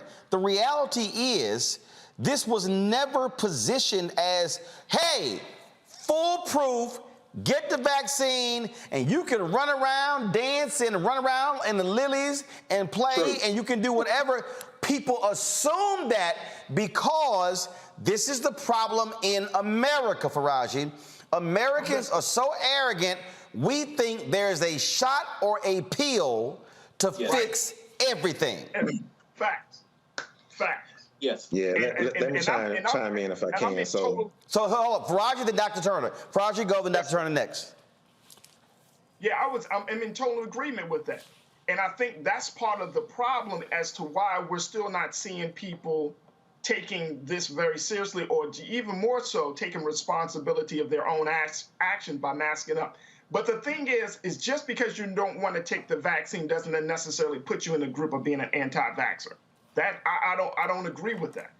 Just because you don't take the vaccine because it's an experimental vaccine, it's pushed by multinational companies from Pfizer to Moderna who are getting richer as we're getting sicker. And you can look at how much money, there was a story about how Moderna, for example, has made was a $6 billion company and has grown over a 19-month period to a $200 billion company. They call it the Teslification of Moderna because of the astounding growth. Hold on. I'm gonna go back to Turner, but I gotta stop you there. When people talk about change your diet and go from eating meat to fresh fruits and vegetables, does the stock price of the company that produces the fruits and vegetables go up? Oh, absolutely. So here's the deal, okay? Somebody got to make the vaccine. So here's the question. Does the government make it? Does private companies make it? Who makes it? I don't give a damn who's making money from it. I really don't. At the end of the day, because here's the deal though, that has nothing to do with saving a life, because you know what? It's a whole bunch of black people right now with diabetes. And you know what they're taking? Diabetic medication. Somebody getting paid off of that. Now, guess what? If you fall into a diabetic coma, ain't no black family sitting there going, "Well, we don't know what's in that diabetic medication." You sitting there saying, "No, save Big Mama, save Pawpaw, save Mama, save Daddy." So I'm not tripping on a company and what they're making on it, because you know what? It's America. Somebody gonna make something and get paid. Here's my only pushback on that, Brother Roland, because you know I love and respect your thoughts on it. But here's my pushback. Because America is a capitalistic country, that type of growth, that type of revenue will put people, when you have multinational companies, you know it like I know it, they influence economic policy and they influence healthcare policy based upon financial gain, not based upon the general welfare of the people, but based upon money. And all I'm saying is, when we're talking about this, we can't disregard the fact. Now, if this vaccine came from the government and they didn't put no price tag on it, and they said, "Look, this is just for the general public," it might be different. No, it wouldn't. No, it's not. Because the same folks say, "I don't trust the government." I would be more concerned. Dr. Turner, come on. Yeah, so let me say this. So I will agree that everyone who has not been vaccinated is not anti-vax. Matter of fact, I convinced probably over 95% of my patients who have not been vaccinated to be vaccinated. And a lot of it is due to disinformation. And there's been studies out there that suggest that there are some people who are associated with white supremacist groups who have intentionally put out misinformation that has led to a lot of the issues that we have, especially in our community. When I have people that are coming in that are asking me, "Well, Doc, what about the fact that it changes your DNA?" The fact that they can ask that tell me that they're already convinced that it's true because of the statement that they have made, okay? And we hadn't even talked about the distrust and the generational trauma from people in the past who are still stuck on Tuskegee. But newsflash, this is not Tuskegee. We had plenty rich white folks and celebrities that was trying to pay to get the vaccine before we even put it out to elderly people. But that's a whole nother subject. Now, President Biden said that this is a pandemic of the unvaccinated. So yes, there are people out there who have been vaccinated who are still getting COVID, and a very, very small percentage who have died. But most of those people are people who are older, who are elderly, who have underlying health conditions. We told y'all in the beginning that the Pfizer and Moderna had about a 95% efficacious rate, which typically means if you got 100 people, it's possible that 5 of those persons can still get COVID. We have always known that you can still get COVID. The goal is for COVID not to get you. I don't know anybody, and I'm sure some, I don't know anybody under the age of 50 who has been vaccinated who has died. But plenty of us know people under the age of 50 who have not been vaccinated who have died. And if they have not died, a lot of them are stuck on a ventilator for a couple months. A lot of them are stuck waiting on a heart transplant just to be able to have a chance to be able to have livelihood. And there's a difference between having life and actually living. So when we talk about the pandemic of the unvaccinated, the initial goal was for us to try to get at least 7% of Americans to be vaccinated to try to develop some sense of herd immunity. Where are we right now? As Roland said, we're only at 54%. And we've been in this for quite some time. And we made this political in the beginning when we shouldn't have. But when the last time y'all known anybody who's been diagnosed with Ebola? That's an excellent point. Now, I gotta put this in because see, again, on this show we deal with facts. Right. This is the economic statement that Moderna released from Q2. Q2 total revenue was $4.4 billion. Net income was $2.8 billion. Okay. Now, let me go to this Forbes story. This is what the story says. The Moderna stock price went up 325%. Now, this writer, this is what he said. In November 2020, I estimated that its COVID-19 vaccine, now branded Spikevax, could add as much as $35 billion to Moderna's revenues. Stock went up from $98 to $416. So, when you're talking about the value of a company, Faraji, we have to properly explain to people what that means. Because first of all, half of Americans aren't even in the stock market. Okay? So when you mention that 2 billion, or 21 billion, that has to be put in perspective because that's the valuation of the company. The stock price, the reason the stock price has gone from $98 to $416 because people who are buying stock are saying, okay, we think this COVID thing is going to be around for some time, so therefore this company is going to continue to see profits increase, so I'm going to buy stock in this company, and that's what the stock has gone from $98 to $416. So that's what you're seeing there. Now, if what Dr. Turner said actually happens, if more people actually get vaccinated and you create that herd immunity, then you are not going to see these projections that we're going to be in this wilderness for several years. And so you know what's going to happen? That stock price is going to go down because the projection of 35, 50, or 100 billion over the next several years is not going to happen because you're not going to need that many vaccines. So what the people who are buying the stock are banking on, they're actually banking on the unvaccinated people not getting vaccinated, which means we're going to have to see more vaccines, one. Two, more variants created. So guess what happens when you create more variants? Booster shots. So you have the Delta variant, you got the Lambda variant, you got the Mute variant. So the health people like Dr. Turner are trying to stop that from happening so we're not going to see multiple variants which require multiple vaccines, multiple boosters. And so the people sitting at home have to understand how they are projecting. So yes, the valuation, Moderna today, their company valuation is more today than it was in the last quarter in 2020, primarily because of what is happening with the vaccine and the need for more vaccines and the fact that 54% of the country is fully vaccinated, but that still doesn't matter because if you have people who continue not to be vaccinated and more variants are created, it's going to require more shots and continue, and they're going to keep pumping those things out. So those who don't want to get vaccinated, who are complaining about Moderna and the money they're making and Pfizer making the money they're making, they're contributing to that. That's right. Self-fulfilled prophecy right there.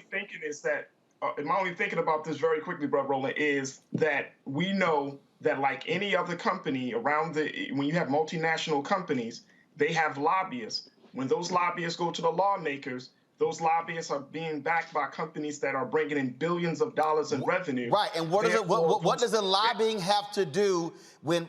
Okay, no, hold up. See, I'm just breaking this. But I'm asking you, what does the lobbying have to do with 54% of the country only being fully vaccinated and variant spreading? What does it have to do with it? Here's what it is. The lobbyists are going to lawmakers that are going to push for certain things to be done on behalf of the companies. No! They're pushing for this because there are people like Dr. Turner who are literally quitting hospitals and nurses. They're pushing for it. Pull the graphic up because 677,000 people have died. 41.4 million in America have been infected. That's what's going on. At some point, we have got to stop associating the lobbying as if we are not engaged in an international health crisis. Well, Roland, if I Roland, just go interject ahead, for a Rick. second. Yeah, just right quick, on the international piece, I think you put it where it need to be put. All these things are operating at the same time. We saw the report, or we saw yesterday, Tedros Adhanom, who is the head of the World Health Organization, called for a moratorium on booster shots because most of the world, certainly the continent he's from, Africa, haven't gotten their first shots. And so, to one of the things you're talking about, Faraji, I think, when you have an international lobby, the EU, for example, has purchased X number of shots. We saw the story last week from South Africa where Johnson & Johnson sent shots from Johannesburg to the EU when the South Africans haven't been vaccinated yet, and their excuse was the EU already paid for them. There's a lot going on, and so while even just at half the people in this country have 2 shots, the fact of the matter is no one in the world is safe until everybody gets it. So while you have anti-vaxxers, you have folks who have alternate reasons they're not taking the vaccine here in the United States, you have a world that is largely unvaccinated, and you have multinational corporations who are engaged in what Naomi Klein and others call disaster capitalism. So to your point, Roland, they're going to make a profit, but they are not coming in with clean hands for this reason. And I'm not saying you shouldn't take the vaccine. I got my vaccine because all these things can be happening at the same time. The proprietary nature of the intellectual property that went into those vaccines, Moderna is not cooperating with Johnson & Johnson, neither one of them cooperating with Pfizer.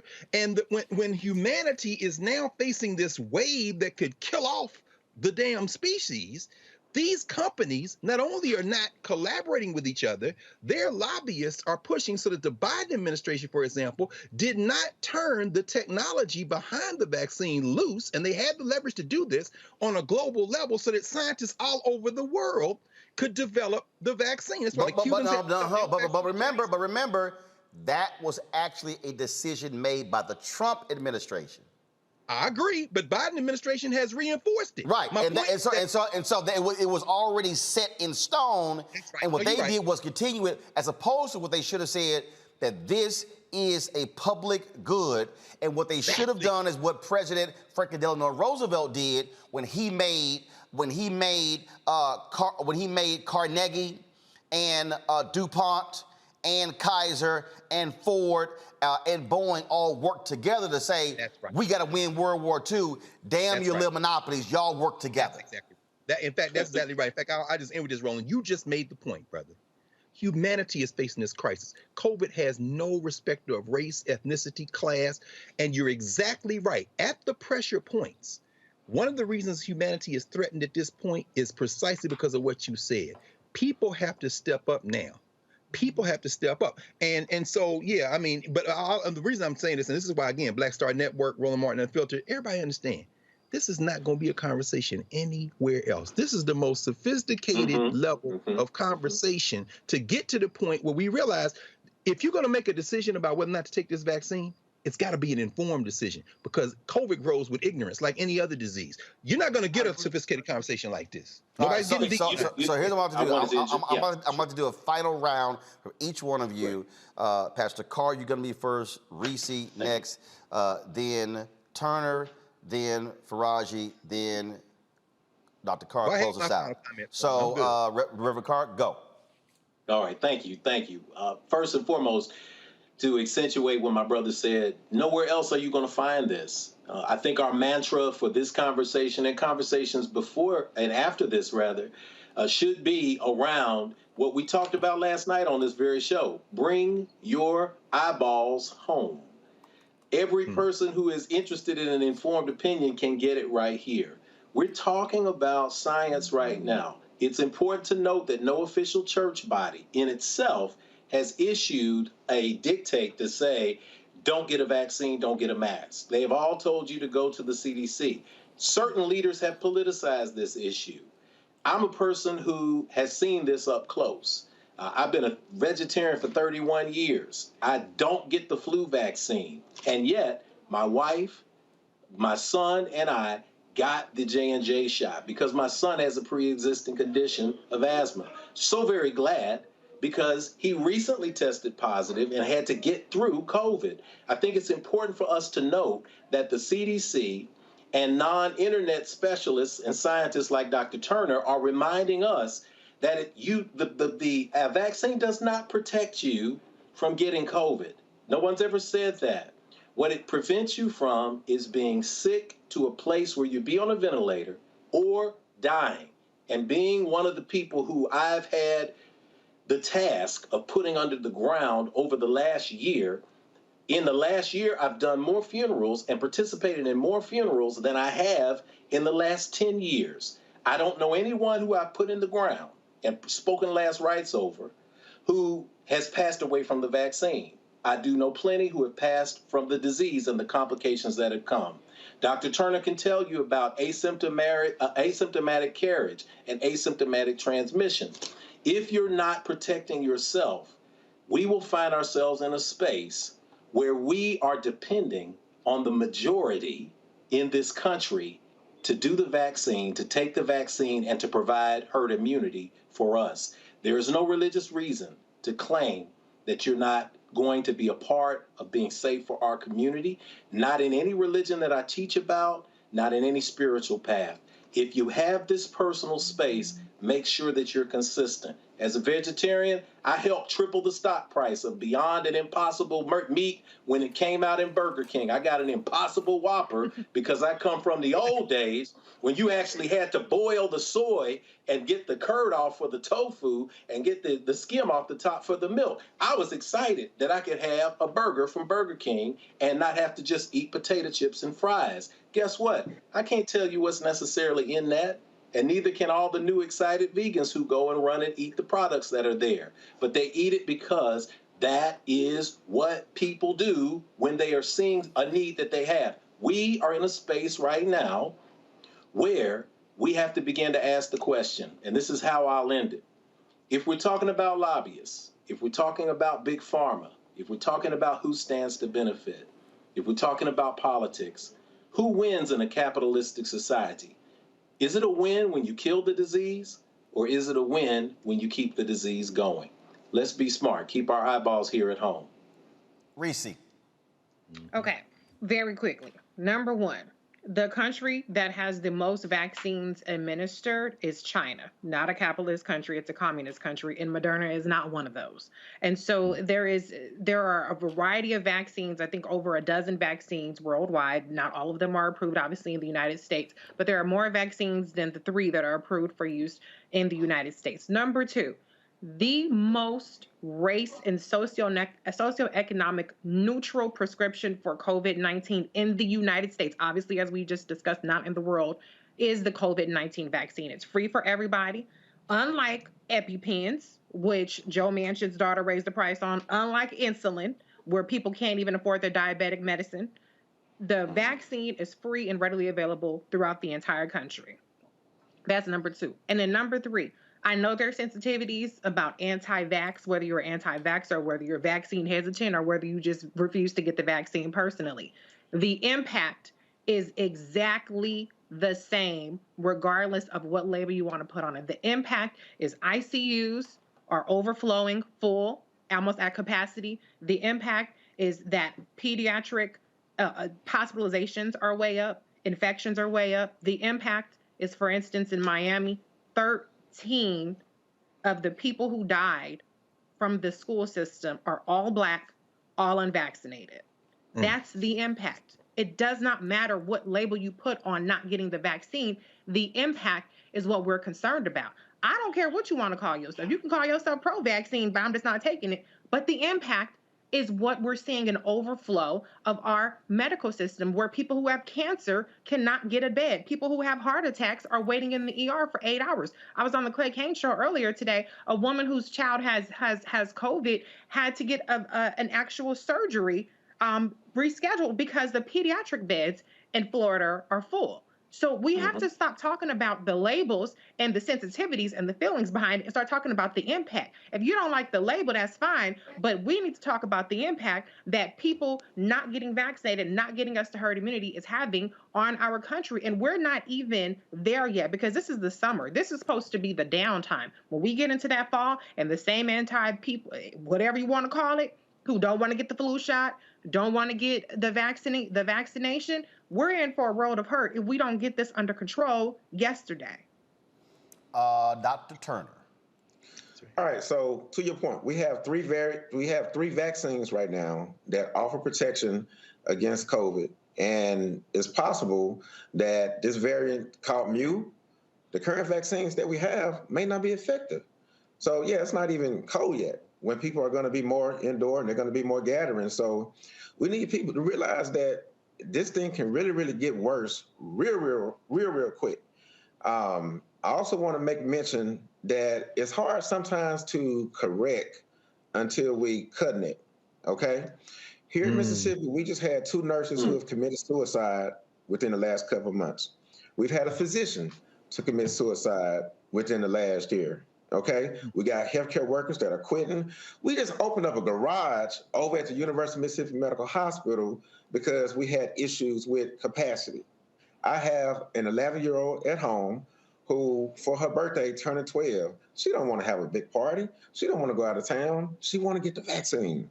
I have a wife that has asthma. I don't want to bring it home and they get exposed because we're living in this state where I don't know if the governor of Mississippi, Louisiana, and Texas just get together and try to figure out what they can do just to piss more people off because they're more married to politics than they are to purpose. So I understand Governor Reeves made the statement and saying that, well, Mississippians, you know, we're not scared because we know where we're going. We never want anybody to be scared. We don't want you to be fearful, but we do want you to be careful. So we're talking about spirituality and spiritual health, but I don't really think that this is an issue of spiritual health as opposed to an issue of mental health. We're dealing with denial.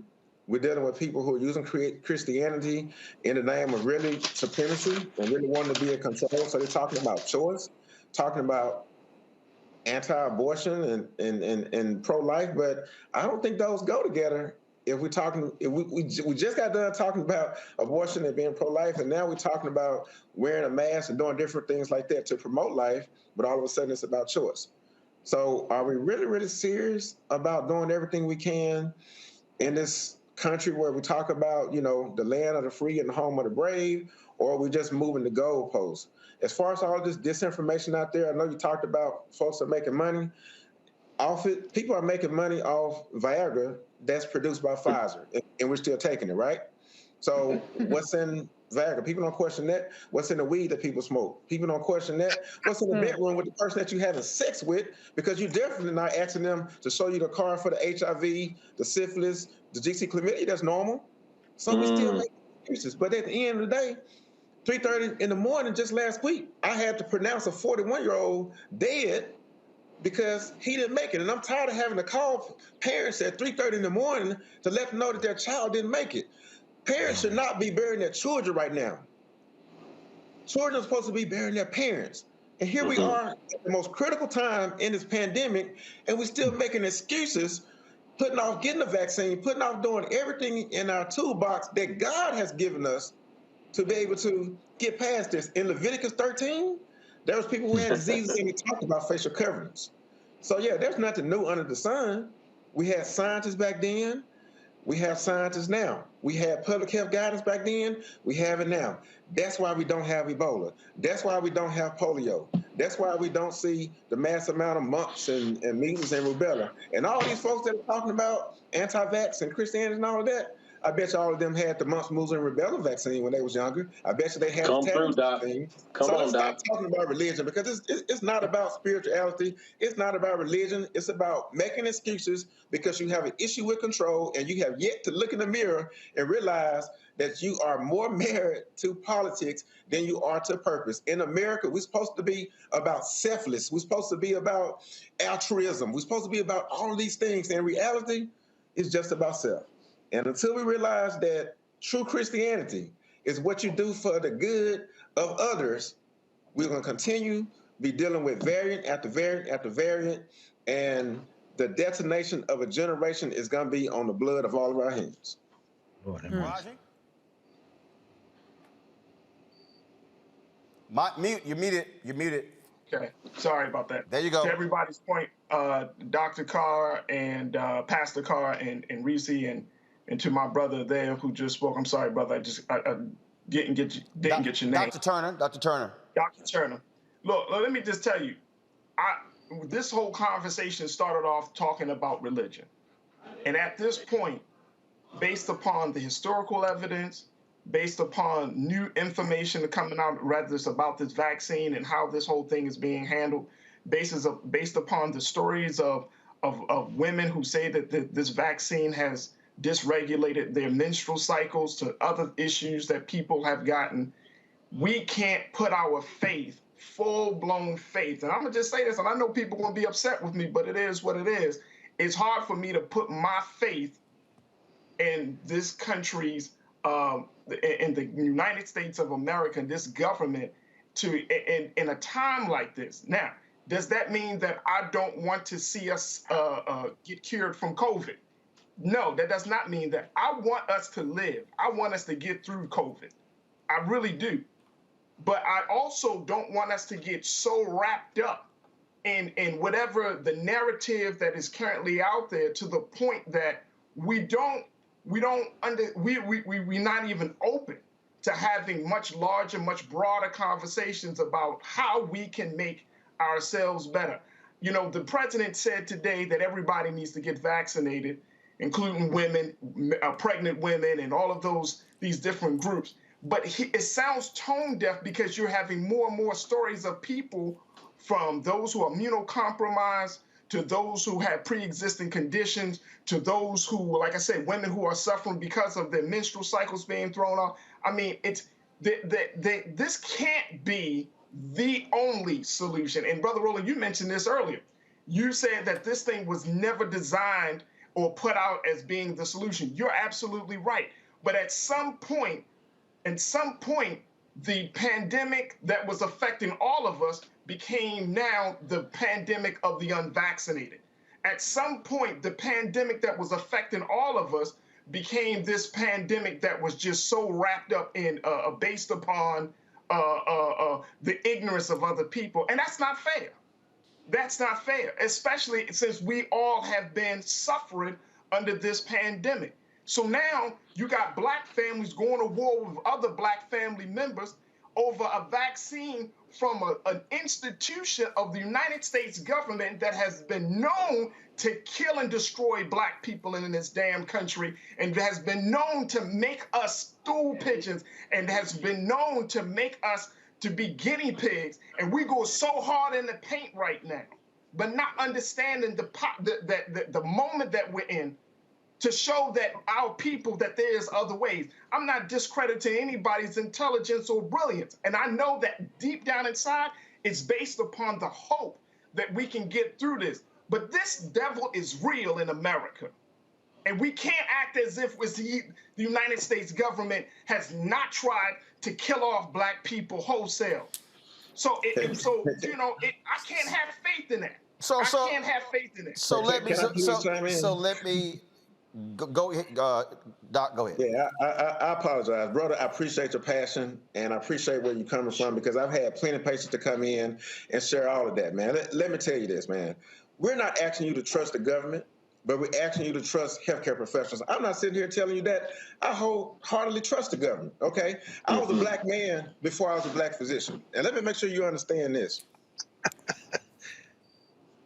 Here, with this whole COVID thing, blacks are 3 times as likely to get COVID compared to any other ethnicity.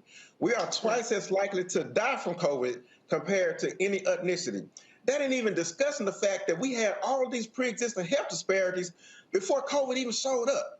I may not even supposed to even say this on air, man, but I just talked to a nurse who basically is in another state that I'm not going to mention, who had a black patient that came in, who had COVID, who was sitting there with oxygen levels that was dropped down below 40s, and the nurse laughed about it and basically prejudged this particular person as she went on with her peers. You acting like it's equal health care right now in the hospital. No, it's not. The best thing you need to do is not go to the hospital. You're talking about there's other ways to be able to help. Listen, the vaccine is the biggest tool that you have in the toolbox. Yes, mass help. Yes, eating healthy help. But let me explain that, because you probably heard, because you said that the vaccine was experimental, although it's been FDA approved by Pfizer. You probably heard this study in Israel that talked about natural immunity being better than the vaccine. Let me clarify that right now, okay? In this particular study in Israel, what it particularly showed was anyone who has had COVID and got a vaccine, just one dose of the vaccine, it was more superior to someone who has not had COVID and had 2 vaccines. The conclusion from the study is natural immunity that has been produced after you have had COVID is better than not having COVID and having 2 vaccines. So someone who's had COVID, do they still need to have 2 doses or can they have 1 dose? That study didn't say that natural immunity in general is better. So people misheard that study just like you and concluded that, okay, I just need to eat healthy and I need to exercise. Those things are the minimum you should be doing. We've been promoting that, but folks want to listen. They just want to get Adipex and think that they're just going to get a weight loss surgery and get better. All right? So understand that there's people out there like myself, there's white people and other people that realize that, yeah, we're not where we need to be, but brother, we've come a long way since Tuskegee. And we're not where we need to be, but this is not it. And we really need to stop acting like it, because this thing is ravaging our communities. At one point in Mississippi, over 70% of the people that was being diagnosed with COVID looked like me and you, man. Over 60% of the deaths that was ravaging our community, those were us. So I led a coalition here in Mississippi. We got connected with every HBCU, Jackson State, Alcorn Valley, Russ. I got with Dr. Dobbs, our state health director. We had blacks that were showing up at the ER and they wouldn't even give them a COVID test. We got all of that fixed. We took the COVID testing to the community. We went to the hood. We went to doors and did all of that. And now the percentage of people in Mississippi who are getting COVID and suffering is more consistent with the population. So yes, we understand where you're coming from. The fight is still on, but please don't think that this particular situation is intentionally done to destroy the black community, because this ain't it, man. So can I say something about pregnancy? Can I say something about pregnancy? Reese, go ahead. I just want to say, I am a woman who went through a pregnancy during a pandemic, and it was traumatic. The one thing that OBGYN said every time is don't get COVID. I was holed up in the house. I didn't go nowhere. I didn't do nothing. Nobody came over here. All kind of people was pissed off at me. But I said, all the thing y'all got for me, if something happens to my baby or me, is thoughts and prayers. And that ain't good enough for me. And thank God I had my baby healthy with a mask on in the hospital, getting my stomach tore open, okay? And she's here and she's alive and healthy and thriving. The facts of the matter is, in the state of Mississippi alone, 8 pregnant women have died in the past several weeks. The state director there said that the fetal deaths after 20 weeks is doubling in pregnant women who have COVID. COVID is safe for pregnant women. the COVID vaccine, let me be clear. The vaccine is safe for pregnant women. My sister is pregnant and she has the vaccine. There's a baby shower that's been this weekend in my family and gender reveals. Now, I ain't going to no big ass event, but those girls are vaccinated, okay? And they are going to have their babies. They're having healthy pregnancies. A nursing mother is recommended to be vaccinated. I got the vaccine as soon as I had my baby, and I've nursed my baby, and she's still healthy. She's hitting every target. She's 97 percentile in terms of her height. She's good on her weight. She's healthy. She's a nice little chunky baby. And that's fine. Okay, so what I really don't want this conversation to turn into, because I know there's disinformation about, oh, the vaccines are making women spontaneously start their period. Every woman spontaneously starts her period. We don't have a timer that says, I know my period started at 11 o'clock. It's spontaneous, duh. So, but what I'm saying is, let's not do this thing about a pregnant woman and the vaccines, when the fact of the matter is, if you're a pregnant woman and you get COVID, you are very likely to have very detrimental consequences. That's been known from the get-go. So I'm not saying take my medical advice. I'm not the doctor, Dr. Turner. You can take that away. But from all the studies, it is safe for pregnant women and nursing mothers to get the vaccine, and it's recommended that you do so. So let me button this up, if you will. Faraja, you made the point that we should be having a larger, broader conversation. this conversation has literally gone on for almost 40 minutes. That's exactly what this is. That is the conversation. Here we have PhD. Here we have Sister, Black Women's Views. Here we have a medical doctor. Here we have you as a radio talk show host. Here we have a pastor. We got a broad section of black folks here. Different perspectives, different backgrounds. You're Muslim. We've got Christians. I don't know. Somebody here could be atheist. Bottom line is this here. You know, but bottom line is you have all of these things going on. This has nothing to do with putting all of the trust into the federal government. No one's putting their trust into the federal government. Nope. But the reality is this here. We, from the beginning on this show, had said, we are going to put our trust in black doctors and scientists. Now, if I have to make a decision, and we know for a fact, right now we know for a fact, that with the opioid crisis, white doctors and their racism, where they were not prescribing opioids to black people. We know for a fact that black women are dying and their children are dying because white doctors are misdiagnosing them and not listening to them. We know for a fact that black people get better health care from black medical practitioners. That's why the black woman who's head of the American Medical Association, the largest medical group, we've had her on the show. That's why the Black Doctors Group is called the National Medical Association. We've had them on the show. That's why we featured numerous black doctors, black scientists from HBCUs. Here is the question that we as black people have got to answer. If we don't trust the government and we don't trust white folk, and we got all these black folks who are experts and we don't want to listen to them, well then who the hell are we going to listen to? I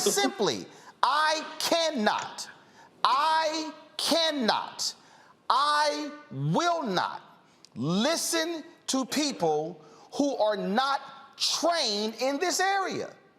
It's not going to happen. I will not ask somebody to pray for me who don't know how to pray. I am not asking somebody who cannot cook to please fix me a meal. I am not going to ask somebody who don't know shit about lighting to install lighting in my studio. I am never, anybody watching me, we will never ask somebody who don't know a damn thing about cars on how to repair our car. Right. We are not going to go to a lawyer for a root canal. We're not going to go to a dentist to file a lawsuit. So we're now left at this point where we have to make a determination: who are we going to listen to? Where are we going to get our information from? And how are we going to distill the facts? Dr. Carter laid out the facts when it comes to that Israeli study. I've seen videos floating around of folks standing up talking about, I'm Dr. So-and-so, I got a PhD, but they have not treated anybody when it comes to COVID. What we're dealing with right now is literally our medical system is in dire straits. A veteran, white man in Texas, who had a particular pancreatic illness. Doctor said he's never lost a patient because of that illness. There were no ICU beds available in his city in a 60-mile radius, and that man died because the ICUs were filled up with people with COVID who were unvaccinated. That's a fact. So we're left with a decision. And here's the decision. The Bible is clear. You have free will. You have free will to make any decision that you want to make. That's right. But with that free will comes a consequence. And the reality is, We've seen numerous stories, and I've talked when I interviewed Jeffrey Osborne. Jeffrey Osborne's manager, dead, COVID. Drummer, dead, COVID. Family member, dead from COVID. My head of security, black man, his best friend, would not get vaccinated. He tried everything. My head of security had to plan his best friend's funeral. All I'm saying is, at some point, the rubber's gonna meet the road, and we're gonna have to make some decisions, because here's the deal. And pastors would tell you, everybody wanna go to heaven, but you got to die to go to heaven. Okay? I'm saved. I'm not trying to meet Jesus early. Right. I'm not. I ain't got no problem saying I've had a fear of death since I was 15 years old. My grandfather died. Sometimes I might have a panic attack because, again, it happens. That's the reality of life. But one thing I'm not going to do, I'm no way in hell am I going to sit here and say, hey, let's do it early. Oh, I'm sitting here. I've lost 20 pounds since COVID. Trying to lose more. Ain't trying to check out early. So if we, on one hand, are encouraging healthy lifestyles, if we're encouraging exercise, if we're encouraging, hell, we got folks out here right now prescribing vitamins and don't know what's in it. Let me say that again. For everybody watching me right now, yes, sir. You got folks telling you, take that vitamin D. You have no idea what's in that pill. Because you know what? Vitamins are not regulated by the Food and Drug Administration. It says it on the label. It says the Food and Drug Administration cannot certify what is on this label.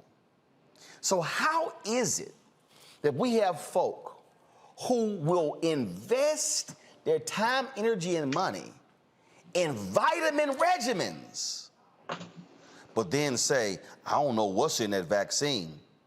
I don't know the side effects what's in that vaccine. Man, I've taken a pill and my urine looks gold. Yes, sir. Yes, sir.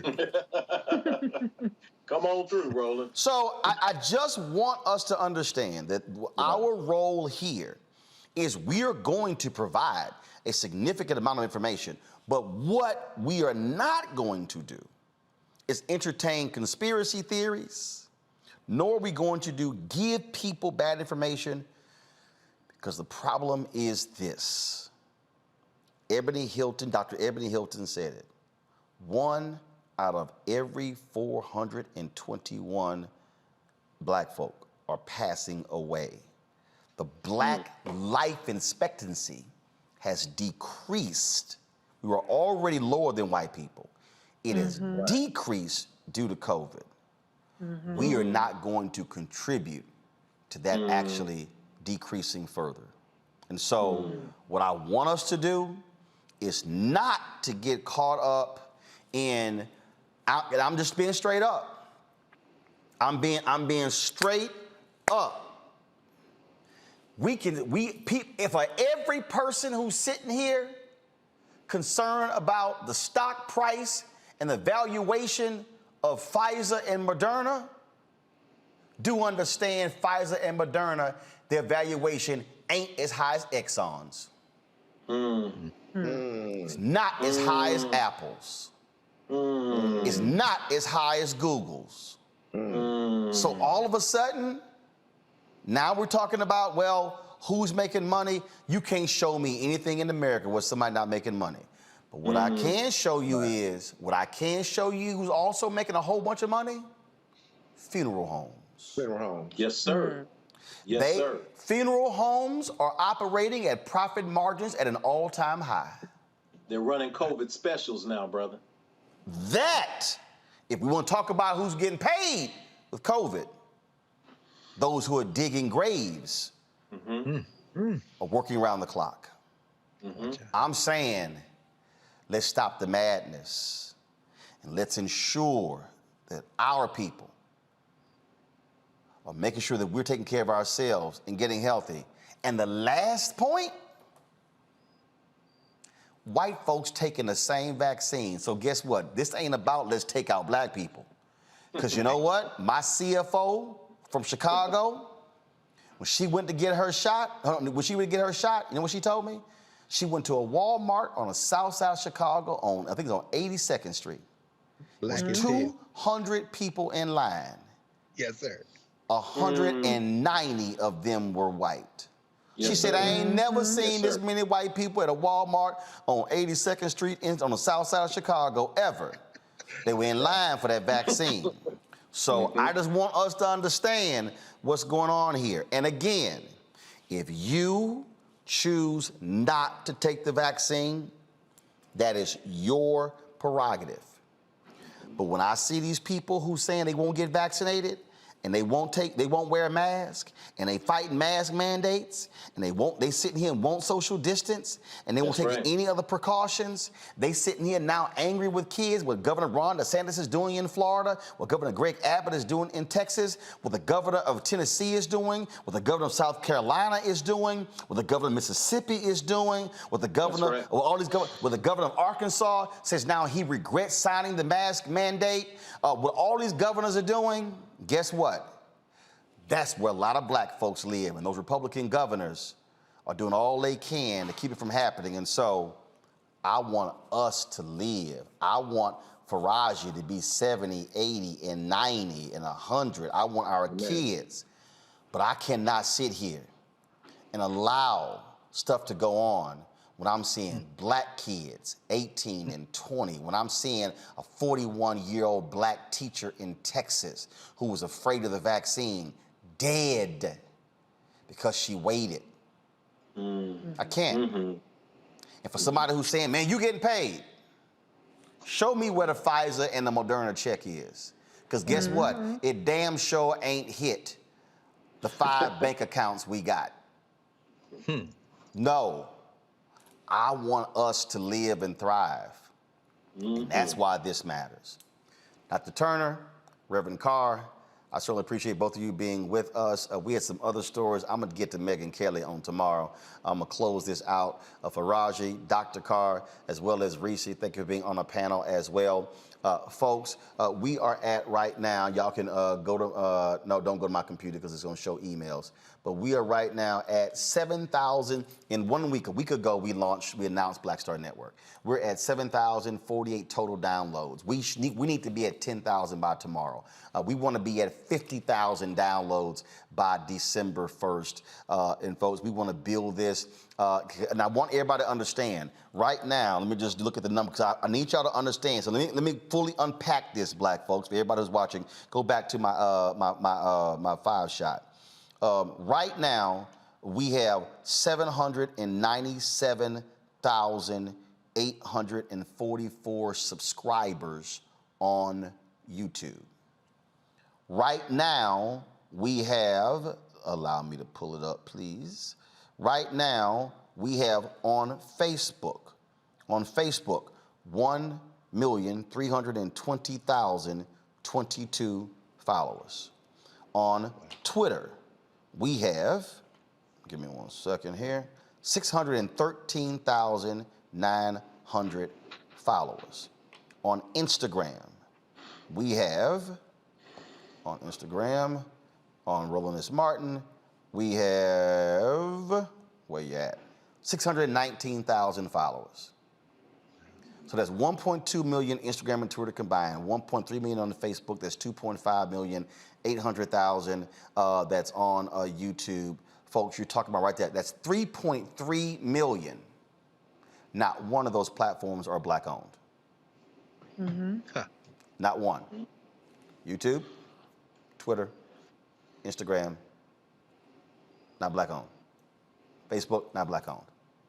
Black Star Network, black owned. So every single one of you who's watching us right now, you need to be downloading the app. Come on now. Because I need y'all to understand, and let me unpack this. I'm not charging you for this, because here I need y'all to understand. Yes, are we making revenue right now from YouTube? Yes, but the revenue is actually down let me say this again. The revenue is down 50% from a high in 2020. Now, imagine if we are at 500,000. Imagine if we hit the YouTube number for Black Star Network having 800,000 downloads, or hit the Facebook number 1.3 million. Now, we can now go to advertisers with a different conversation and actually make more than what YouTube is giving us, because YouTube gets 45% of the revenue, we get 55%. Black Star Network, we get 100% of the revenue. And so I'm trying to explain to y'all the business of the business and why we need for you to download the app. And I need y'all to understand, I have 6 shows teed up, but you also got to have the revenue to have the support staff and hire those people. We're trying to hire them right now.